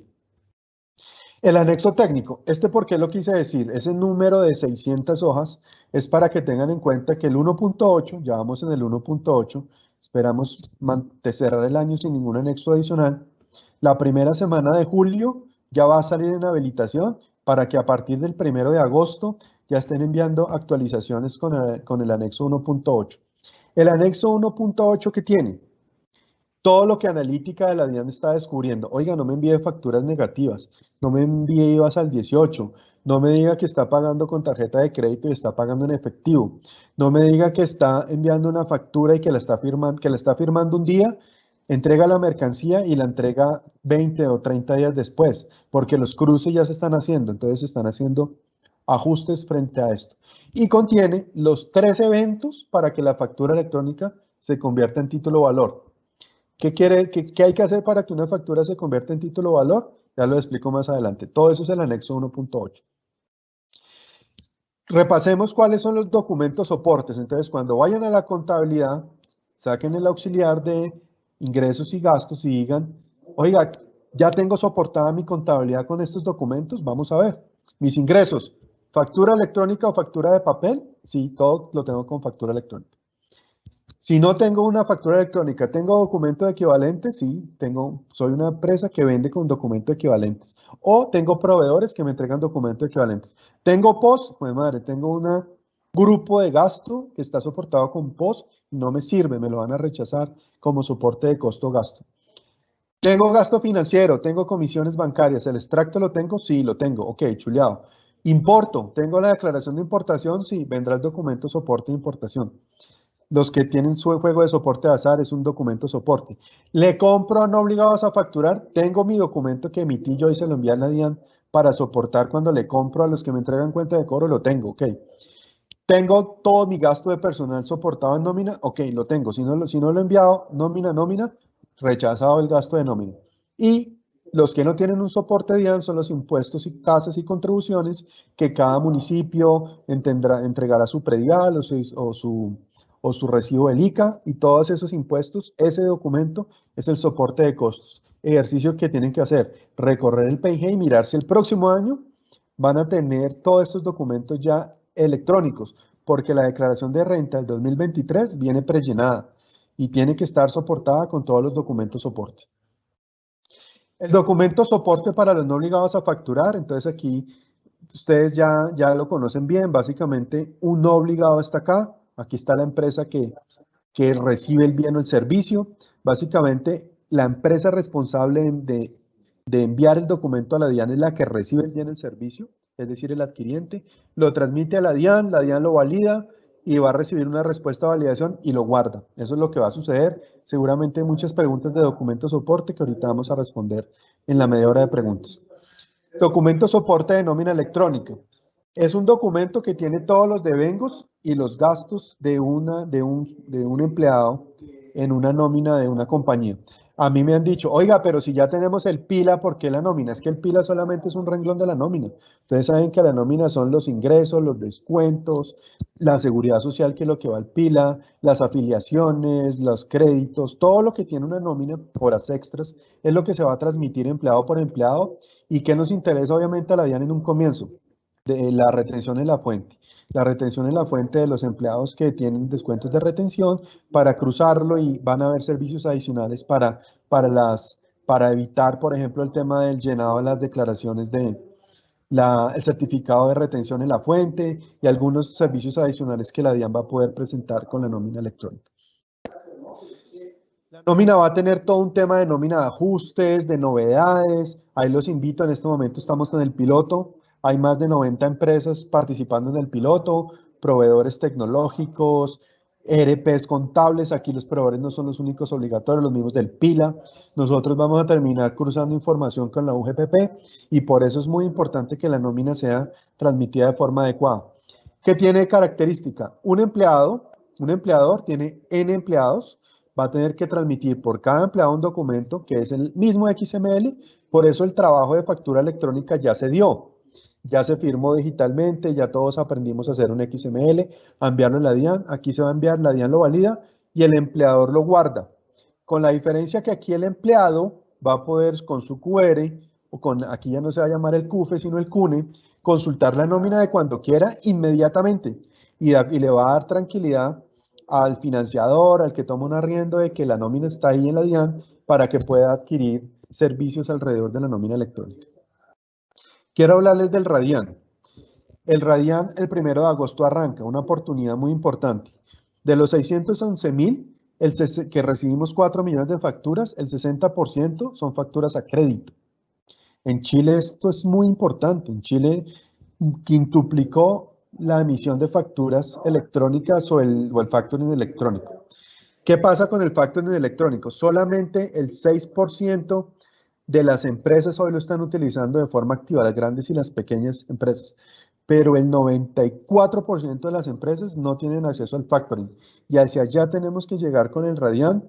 Esa es la plataforma que ya está desarrollada, ya también pasó por un piloto, van a ver a las fintech y a los bancos prestando soluciones a partir del 1 de agosto, en donde el pequeño empresario que vende a crédito va a tener opciones de no tener que esperarse 60 días a que le paguen la factura, sino que a una tasa más competitiva como la bancaria, va a poder tener los recursos hoy para financiar el crecimiento, para ayudarle en los momentos en que más difícil está por el tema de la pandemia y seguramente vamos a tener que impulsar el Radian con toda la fuerza. Jurídicamente, aquí les quiero decir que para que se convierta en título valor debe cumplir con los requisitos del Código de Comercio, 772 y 774, que es básicamente esto. Que la factura electrónica, que ya tiene unos requisitos tributarios, tenga lo siguiente, que tenga un precio, obviamente, que la factura tenga un valor, que sea a plazo y que el cliente, la acepte. Y si pasan 3 días después de que recibió la factura y el bien no dijo nada, se aceptó tácitamente y se convierte en título valor. El hecho de que una factura se convierta en título valor le da la capacidad de ir al Radian y venderla a una de estas plataformas. El Radian van a interactuar. Sistemas de negociación son las fintech. Hay muchas fintech haciendo fila para entrar a ese negocio. Los bancos. Cuando una persona quiere comprarle la factura a una empresa, los jueces también van a interactuar para enviar limitaciones a la factura cuando no hay pagos de ella y eso va a ser todo de forma electrónica. Entonces, cuando vayamos a colocar el CUFE de la factura en el Radian o en el mismo sitio de la DIAN, va a salir la siguiente información. La factura validada por la DIAN. la validación de la DIAN, el acuse de recibo que lo envía el comprador, el recibo de la mercancía que lo envía también el comprador, la aceptación expresa del 1 al 5 se convirtió en título de valor y arranca todo el tema del factoring electrónico, que son esta cantidad de eventos que ustedes no se lo tienen que aprender, sino que eso hay especialistas profesionales que ya pasaron por el piloto, pero básicamente van a utilizar la figura del endoso. ¿Qué quiere decir el endoso? Un pequeño empresario le factura a uno grande, el grande le dice le pago en 60 días, el pequeño va a un banco o a una fintech y dice quiero endosar mi factura, por lo tanto el nuevo dueño va a ser esa compañía de financiamiento, el empresario va a recibir los recursos de una vez y el grande ya no va a tener de proveedor para pagarle el empresario original, sino va a tener esa fintech. Entonces, y eso va a ser muy dinámico. Entonces, para las tesorerías hay que estar muy pendiente de que los proveedores van a cambiar constantemente porque esto va a crecer y va a crecer y los proveedores pequeños van a terminar vendiendo sus facturas para financiar su crecimiento. Con esto termino, estimados. Si quieren, pasamos a la ronda de preguntas, que sé que tienen varias y muy importantes. Muchas gracias, doctor Márquez. Yo creo que fue una excelente exposición. Le pedimos aquí al doctor Lee que también nos acompañe. Ya el doctor Mario conoció la fiereza de Lee, entonces sí. Esperemos que... doctor Márquez, yo le quiero confesar algo también. Resulta que cuando empezó el tema de la facturación electrónica, yo no era muy amigo de eso. Okay. Es más, una vez le dije a Johnny, camine, vamos a quemar facturas frente a la DIAN. Y solo encontramos facturas electrónicas, entonces no las pudimos quemar. ¿Sí? pero en la medida que uno entiende la forma como ustedes lo han hecho, la forma eficiente como lo han hecho, yo personalmente me he enamorado también de esta forma y pues todos los cambios al principio son difíciles, ¿no? Uno al principio nunca se asocia, dicen que hasta el matrimonio es así, ¿no? El primer día uno dice, ¿por qué me casé? Ya después se lo sigue preguntando, pero está más convencido. Pero yo sí los quiero felicitar porque yo creo que lo más importante en el país es la transparencia. Discúlpeme que aquí me robo unos minutos. Yo creo que más que pagar más impuestos, lo que seguramente eso será un resultado de pagar más impuestos, lograr que las transacciones sean más transparentes en el mercado, lograr que los empresarios puedan competir de manera transparente, honesta, yo creo que eso va a ser una de las principales ventajas de todo este tema electrónico. Yo en eso sí creo que el tema del lavado de activos va a mejorar mucho, creo que incluso hay muchas más ventajas de solo el tema fiscal, ¿no? Alguien decía que cuando la ilegalidad se apodera del país, puede que el país sea más rico por una semana o por un mes o por un año, pero eso al final lo va a llevar a la ruina. La ilegalidad termina llevándolo a uno a la ruina. La ilegalidad no genera progreso, no genera crecimiento a largo plazo, solo genera enriquecimiento de unas personas, pero realmente un país no sale adelante así. Entonces yo sí, hoy estoy convencido de lo contrario. A pesar de que pueden haber problemas, a pesar de que pueden haber dificultades, estoy convencido que fue una muy buena decisión y definitivamente los contadores tenemos que empezar a cambiar y tenemos que empezar a entender que estas cosas nos ayudan para presentar los impuestos de una manera más fácil y nosotros tenemos que dedicarnos a nuestro campo, que es el campo financiero, el campo de asesoramiento a ese empresario. Usted lo acabó de decir, cómo ayudarle al empresario más bien a que pueda hacer factoring, a que pueda financiarse, a que pueda salir adelante y seguramente el contador va a ser una herramienta muy clave y cada vez más pues ustedes le están ayudando también a que él pueda hacerlo. Entonces, doctor Lee, ¿le parece bien si usted empieza con la primera pregunta? Dale, yo tengo, digamos, antes de las preguntas, yo quiero hacer un par de comentarios. Yo conocí a Mario el año pasado, hablando precisamente de este tema de facturación electrónica. Para todos los que están acá, hay un libro que él sacó con la editorial Tirano Blanc, que me parece importante y es como una abrebocas de cómo debemos entender este ecosistema de facturación electrónica, hacia dónde debemos ir. Y hay algo particular de la charla que tú acabas de decir, Mario, y es el CUNE, donde tú dices, cualquier persona o el empleado podrá ir a consultar la nómina en cualquier momento. Y yo creo que eso trasciende porque eventualmente podría modificarse inclusive normas laborales, evitarse sanciones por no entregar desprendibles. Todo ese tipo de cosas debemos comprenderlo nosotros como asociados de las compañías, como gestores de compañías que que estamos siendo los contadores. Bueno, ya volviendo al campo de las preguntas, hay una pregunta que es muy clave para todos y es, hoy tenemos un certificado digital o una firma electrónica para este sistema de facturación, que la DIAN nos lo regaló, que hicieron un esfuerzo para tenerlo allí. ¿Hasta cuándo vamos a tener ese certificado gratuito? Buena pregunta. Oye, la historia del certificado gratuito de la DIAN es que cuando nosotros comenzamos la masificación, lo estaban vendiendo a 800.000 pesos cada certificado. Y nosotros nos decían los chilenos, no, eso tiene que bajar a $30. Eso es el costo en Chile. Y nosotros sacamos un proceso de licitación. En Colombia el certificado digital lo entregan 6 empresas vigiladas por la ONAC, que si lo quieren consultar en la página de la ONAC, empresas que emiten certificados digitales. Hicimos una licitación y teníamos una plata. Nosotros, bueno, vamos a entregar certificados digitales por los primeros 6 meses mientras la masificación y ya después los usuarios tendrán que comprarlo. Esa era la decisión. Y resulta que la licitación fue tan exitosa que compramos los certificados a $1. O sea, ni Chile 30 a $1. Y no compramos 60.000, sino compramos 560.000 certificados digitales. O sea que hoy hay 150.000 que entraron, que fue un éxito. Nos quedan las renovaciones para los próximos 3 o 4 años, que ya están empezando a dar las primeras renovaciones. Y seguramente la DIAN va a seguir comprando certificados digitales. Eso sí, le tengo que decir que el certificado digital no sirve sino para la gratuita. Si deciden un proveedor tercero, un software contable que es proveedor tecnológico o solo facturador, ellos tienen varias opciones. Lo entregan con certificado, lo tienen que comprar, pero ya en el mercado ya no vale 800.000. Eso ya está en valores, no sé, cercano a los 40.000 pesos el año. O sea, con 40.000 pesos tú firmas todas las facturas de tu año. Eso ya es un costo, pues digamos, aceptable. Gracias. Doctor Márquez, hay una pregunta que nos hacen por el chat y nos dicen, yo empecé a facturar electrónicamente y le facturé a Johnny Lee con el NID 7.127.315.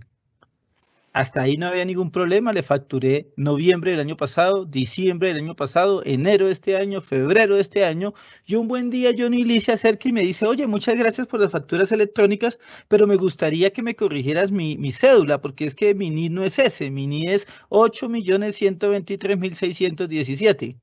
Y entonces uno dice, oh, ¿qué hago, Dios mío? Ahí tiene problemas dos. Johnny Lee y la empresa que la emitió, ¿no? Digamos, nos podemos pensar en Johnny Lee como Johnny Lee SAS o Johnny Lee persona natural. Si es un Johnny Lee persona natural hoy en día en Colombia, no le afecta, porque las personas naturales no llevan, a no ser que sea una persona que facture y lleva costos, que son muy pocos, no lleva las facturas a su declaración de renta. Nosotros quisimos llevar una iniciativa, vamos a seguir, para que la factura electrónica, las compras de factura, se vaya a la declaración de renta, para que 45 millones de colombianos salgamos a pedir factura a la librería de todo lado. Ese es Johnny Lee consumidor final. Si Johnny Lee SAS quiere deducir ese costo, la empresa que le vendió le hizo un daño, porque cuando la DIAN le vaya a generar su declaración de renta, los costos no van a aparecer porque no es la cédula de Johnny Lee. Y la empresa que emitió con la cédula mal, pues Johnny Lee nos va a llamar, oiga, usted no es mi cédula. Si estamos antes de diciembre, pues seguramente le hará una nota crédito y podrá arreglar el problema. Pero si ya pasó el periodo fiscal, ya emitió estados financieros, seguramente le generó el problema a Johnny Lee y la relación comercial entre esa empresa y Johnny Lee no va a ser de la mejor. Y van a tener que cortar o cambiar de empresa, va a ser un problema complicado. Listo, muchas gracias. Yo tengo esta siguiente pregunta que me parece que es muy sencilla, pero tiene un trasfondo muy importante y es, tenemos un certificado o unas firmas para presentar declaraciones tributarias y tenemos otro certificado para temas de facturación electrónica. Entonces mi pregunta es, ¿no hay forma de que eso se unifique? ¿Que manejemos un solo sistema para ello, para todo lo que tenga que ver con obligaciones tributarias? Es una pregunta, la respuesta te la tengo que dar un poco técnica, pero no me queda otra manera, voy a tratar de ser lo más sencillo posible. La firma de la DIAN cuando entramos al MUISC y presentamos una declaración, tiene un nombre diferente, se llama firma electrónica. La firma de la factura se llama firma digital. La diferencia en la firma electrónica es que solamente es una relación contribuyente-DIAN, no tiene responsabilidad ante terceros. Entonces, cuando tú entras a la DIAN y ingresas con tu usuario y presentas una declaración, tú respondes ante la DIAN de lo que tú estás firmando, pero no ante terceros. El certificado digital, al emitir una firma autorizada, una tercera firma, ellos tienen unas pólizas muy grandes, y si esa factura ha sido violentada, abierta, cambiado los datos durante la transmisión, el certificado digital se da cuenta. ¿Y por qué? Porque tiene que servir para terceros. ¿Y por qué tiene que servir para terceros? Porque va a haber factoring. Entonces esa factura, que antes era la relación entre un proveedor y un cliente, ahora va a ser una venta de esa factura, y esa misma firma le sirve al nuevo dueño porque la factura siempre está sellada. Entonces la firma digital es más poderosa que el certificado digital. ¿Qué va a pasar seguramente en el plan que está la DIAN en este momento en la modernización? Que todo lo que se está armando de la cultura ciudadana y de la cédula digital va a impregnar el nuevo MUISCA, y seguramente el certificado digital de cada ciudadano sí va a servir para todas las cosas. Sí es posible, pero esperemos un ratico. Bueno, yo tengo también aquí otra pregunta para usted. Creo que son buenas las preguntas que nos está haciendo, ¿no? que nos está contestando usted. Resulta que alguien me dice, mire, la Superintendencia Nacional de Salud está solicitando unos campos adicionales que los proveedores de facturación electrónica no los tienen. ¿Qué pasa si no se incluyen esos campos adicionales? Mira, de los 400 CIUs, 400 y pico CIUs que hay en la economía, el de salud es el más difícil en la factura electrónica, el más complejo de todos. O sea, es tenaz. Todo lo que sucede en ese sector, copago, cuotas moderadoras, el tema de las glosas, realmente es muy complejo. Y nos hemos vuelto pioneros en el mundo en poder tratar de organizar ese sector. Eso no solo es un tema de Colombia. Hace 2 años, cuando arrancamos en este proceso, empezamos a hablar con el Ministerio de Salud, y ellos quieren, dentro de su marco estratégico, que la factura electrónica sea el centro de toda la información del Ministerio de Salud. Porque Colombia hoy, las IPS y las EPS no tienen claras las cuentas. Se dice que hay unas deudas de billones de pesos y no se sabe quién le debe a quién. Y ellos saben que la única manera de organizar eso es a través de la factura electrónica. Y ellos armaron un equipo muy importante de gente dedicadas a sacar la factura electrónica para el sector salud. Y después de 2 años sacaron su resolución, la resolución del sector salud, obviamente en coordinación con nosotros. Si mi memoria no me falla, es la 564, que a partir del 31 de julio sale con el 1.8. Esa nueva resolución implementada en la factura electrónica. Y sí hay campos adicionales, y los proveedores tecnológicos ya saben, y en el piloto lo están viendo. Entonces van a tener que tener cuidado cuando una clínica le presta un servicio, una enfermera, un médico. Saben que los médicos, si alguien está entrando al tema de la factura electrónica, son los médicos, porque las EPS les están diciendo, señor, la factura, si no el costo no va a ser deducible. Y va a haber unos campos nuevos que todavía no están incluidos, pero van a tener que estar a partir del 1 de agosto, para que lo tengan en cuenta. Gracias. Nos pregunta, no sé si Johnny habías hecho la pregunta anterior, ¿no es cierto? Sí, déjame, yo quiero hacer una pregunta muy particular. Era, hoy en día tenemos unas devoluciones que son más sencillas por el hecho de tener factura electrónica, ¿cierto? Pero ¿cómo podría hacerse un proceso de validación, digamos, de revisión de esas facturas en volúmenes para que el proceso de devolución no sea una consulta una a una, sino que sea en bloque total y poder hacer más ágil ese procedimiento? Sí, no solo para devoluciones, Johnny, sino en general. Acabamos de contratar una evolución nueva del proceso de factura electrónica. Vamos a colocar ahí la solución gratuita para nómina, para documento soporte, y vamos a hacer unas mejoras al sistema, en donde una de esas es poder consultar las facturas, que las puedan bajar en batch, o las nóminas, el que esté autorizado, no cualquiera lo puede hacer, obviamente eso va a tener unos procesos. Entonces tú vas a poder bajar los XMLs de la DIAN directamente. Entonces seguramente van a haber proveedores que van a dar el servicio de, oiga, todas las facturas que usted envió, aquí están. Si corresponde con la devolución que usted está pidiendo, van a empezar a ver ese tipo de servicios seguramente a final de año. Doctor Márquez, nos hacen una pregunta y es la siguiente. En algunos sectores de la economía que tienen grandes ventas, voy a poner un ejemplo, empresas de gas o empresas de combustibles, les está pasando algo con la factura electrónica. La primera es que ellos le preguntan a la persona, deme sus datos para hacerle la factura. Entonces aquí pasa lo contrario. Aquí el error me lo hacen cometer a mí, porque entonces las personas comienzan a decir, factúrele a Pedro Pataquiva. Y entonces puede ser que Pedro Pataquiva no sea el que esté comprando el gas, puede ser que Pedro Pataquiva le den los datos errados. Es decir, pueden pasar una serie de circunstancias donde las personas dicen, venga, a mí me está dando miedo, porque muchas veces en las ventas de contado, la presión de facturar es tal que yo le digo, ¿cómo se llama usted? Y usted me dice cómo se llama, pero puede usted no ser el comprador, puede no ser su dato real.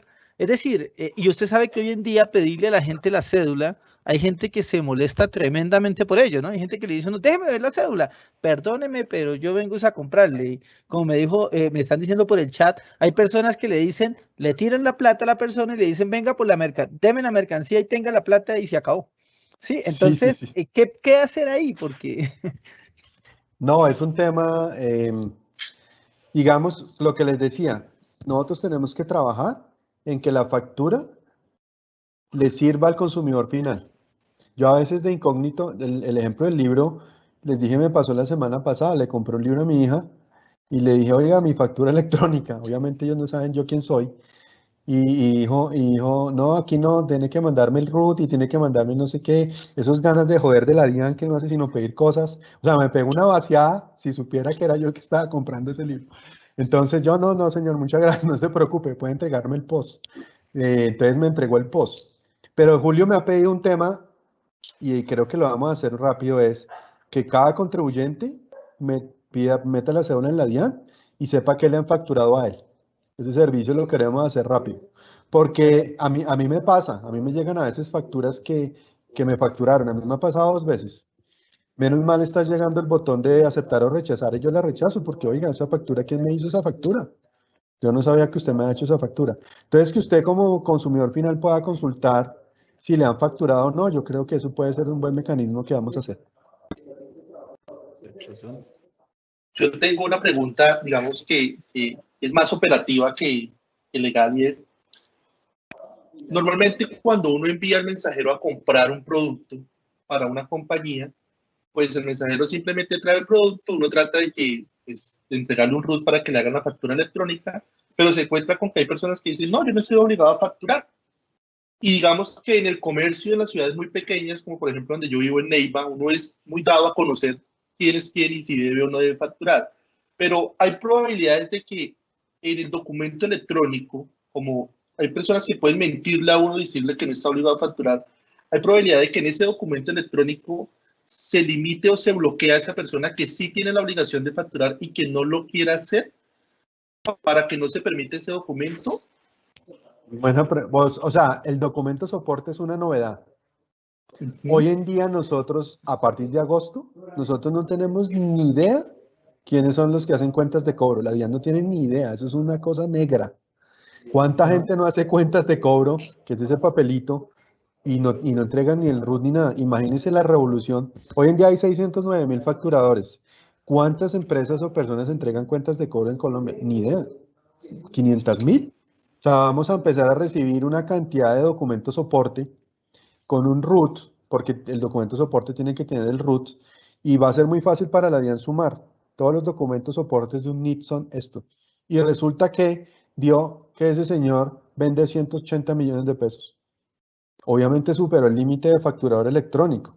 Y es que el que lo emite no es el señor, sino el que está comprando el servicio. Entonces ese señor, el contador le prestó, pongamos el ejemplo de un contador para ser benévolos. El contador le prestó servicios a 10 empresas y superó 180 millones. Y estaba a punta de cuenta de cobro. La DIAN le va a decir, señor, usted está facturando 180 millones porque sus clientes me dijeron. Entonces, usted es facturador electrónico. Esa va a ser la manera. No como un bloqueo, sino que obviamente va a ser un mecanismo de alertas de la DIAN cuando tenga el documento soporte. Creo que va a ser un documento muy poderoso. Ese tema es sobre esa misma pregunta, doctor Márquez, viene la siguiente pregunta y es, resulta que hay entidades, voy a poner el ejemplo de una de ellas que son grandes universidades, las cuales contratan docentes. El lío que hay con entidades como las universidades es que ellas, usted no sabe cuándo les debe cobrar, porque es cuando ellas digan que usted les debe cobrar. Muchas veces usted termina la clase este fin de semana y hasta que ellos no hagan el trámite interno, pues usted no puede cobrar. ¿Qué es lo que sucede? El miedo que está pasando con las personas que nos están escribiendo en el chat es que yo, Leonardo, dicto una clase y resulta que de una vez la entidad opta por hacer el documento soporte. Y luego yo hago la factura. Y entonces comienzan a ver los problemas porque ya está pasando. Hay personas que nos están diciendo, es que, ¿qué hace la universidad? Dice, no, ya hice el documento soporte. Y uno dice, no, pero es que yo facturo.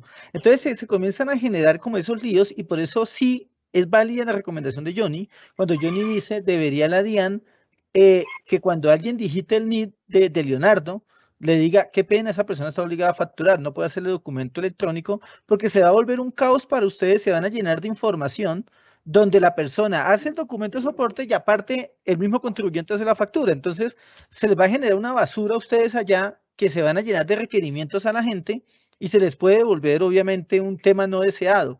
El primer tema que usted dijo fue bueno para el evasor, pero el segundo tema es complicado para el cumplidor.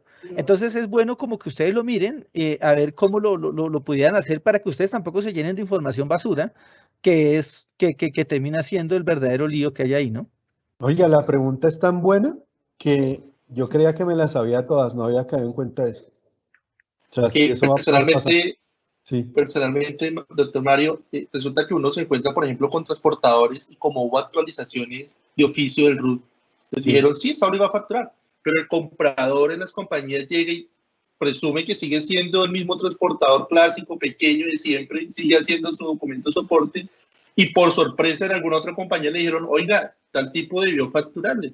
Entonces queda uno como con el sinsabor de que el cliente debería conocer la situación formal de la persona que le está prestando el servicio para que tenga un documento adecuado.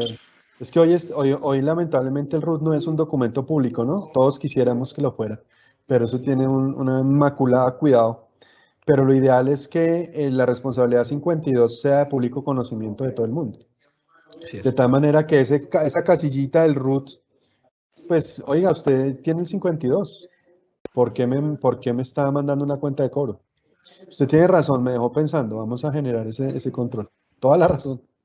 Bueno, doctor Márquez, muchas gracias de verdad por su tiempo. Pues en respeto al tiempo, vamos aquí a ir terminando. Pero antes hay una petición que nos hace William Dusan.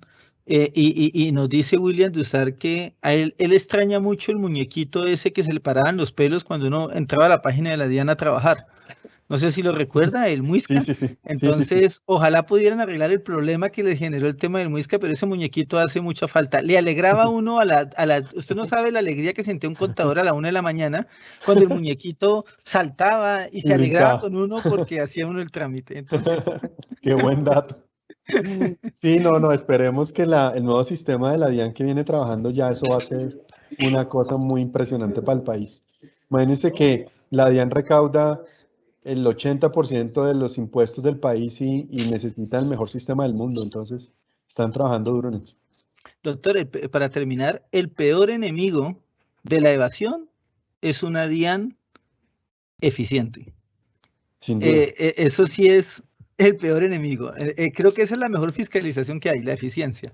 Quiero darle las gracias a usted, al doctor Lamprea, porque son muy profesionales y qué bueno saber que en la administración tributaria hay funcionarios tan eficientes, tan dados a las personas como lo son ustedes. La verdad, muchas gracias por haber estado con nosotros el día de hoy. Y también a nuestro compañero Johnny Lee, quien es del Comité de Impuestos del Consejo Técnico de la Contaduría Pública. Muchas gracias, Johnny, también por su compañía. Muchas gracias, Leo, y muchas gracias, Mario. No quería despedirme antes sin hacer una solicitud, Mario. Digamos, acá en términos de colegas. Valorar. Quisiera pedirle el favor de que la administración tributaria pudiera dar más cursos, ofertar más cosas donde los contadores nos adentremos un poco más al ecosistema interno que manejan ustedes. Ojalá pudiéramos tener formatos de evaluaciones y cosas así por el estilo para docentes universitarios, porque muchas veces es un poco difícil adentrarnos a esas cosas desde lo particular. O sea, uno va a dictar una clase, un profesor, o quiere llevar a un estudiante a la práctica y le toca usar empresas reales para que cometan, digamos, ciertos errores que se dan en la práctica. Entonces, todo lo que sea material educativo, formación básica, no solo charlas, sino formación operativa, práctica para los contadores, sería totalmente bienvenido para nosotros los contadores. Sí, tiene razón, nos hemos quedado, a pesar de que la pandemia fue buenísima, para nosotros siempre viendo el vaso medio lleno. Imagínense que nosotros hacíamos capacitaciones, llenábamos 1000 personas, increíble. Pero durante la pandemia logramos capacitar 700.000 personas. O sea, eso nunca se había visto, pero como usted lo dice, no alcanzamos. No es suficiente. Realmente toca hacer cosas adicionales. E-learning, subir videos. Demasiada la información en este momento para todos. Y es difícil de procesar. Muchas gracias. Gracias a ustedes. Gracias.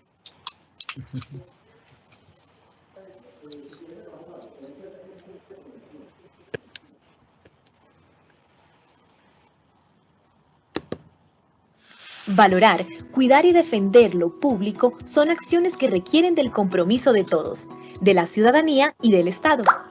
Implica pensar, sentir y actuar no solo desde mi interés individual, sino también contemplando el bienestar de los demás. Es contribuir de manera equitativa y en la medida de nuestras posibilidades a la construcción de lo que es público. Es asumir una posición en la cual soy consciente de que para poder disfrutar o beneficiarme, también debo participar desde mi contribución voluntaria que financie y respalde las necesidades de todo un país. Todos debemos comprometernos con Colombia, no ser indiferentes con las necesidades de los otros, ni sacar ventajas desmedidas y malintencionadas de lo que nos beneficia a ti, a mí y a muchas personas más. Como ciudadanos, debemos ser coherentes para contribuir al país que siempre hemos querido tener. Lo público es nuestro. Llego a estar despierto a esa hora, Tomás.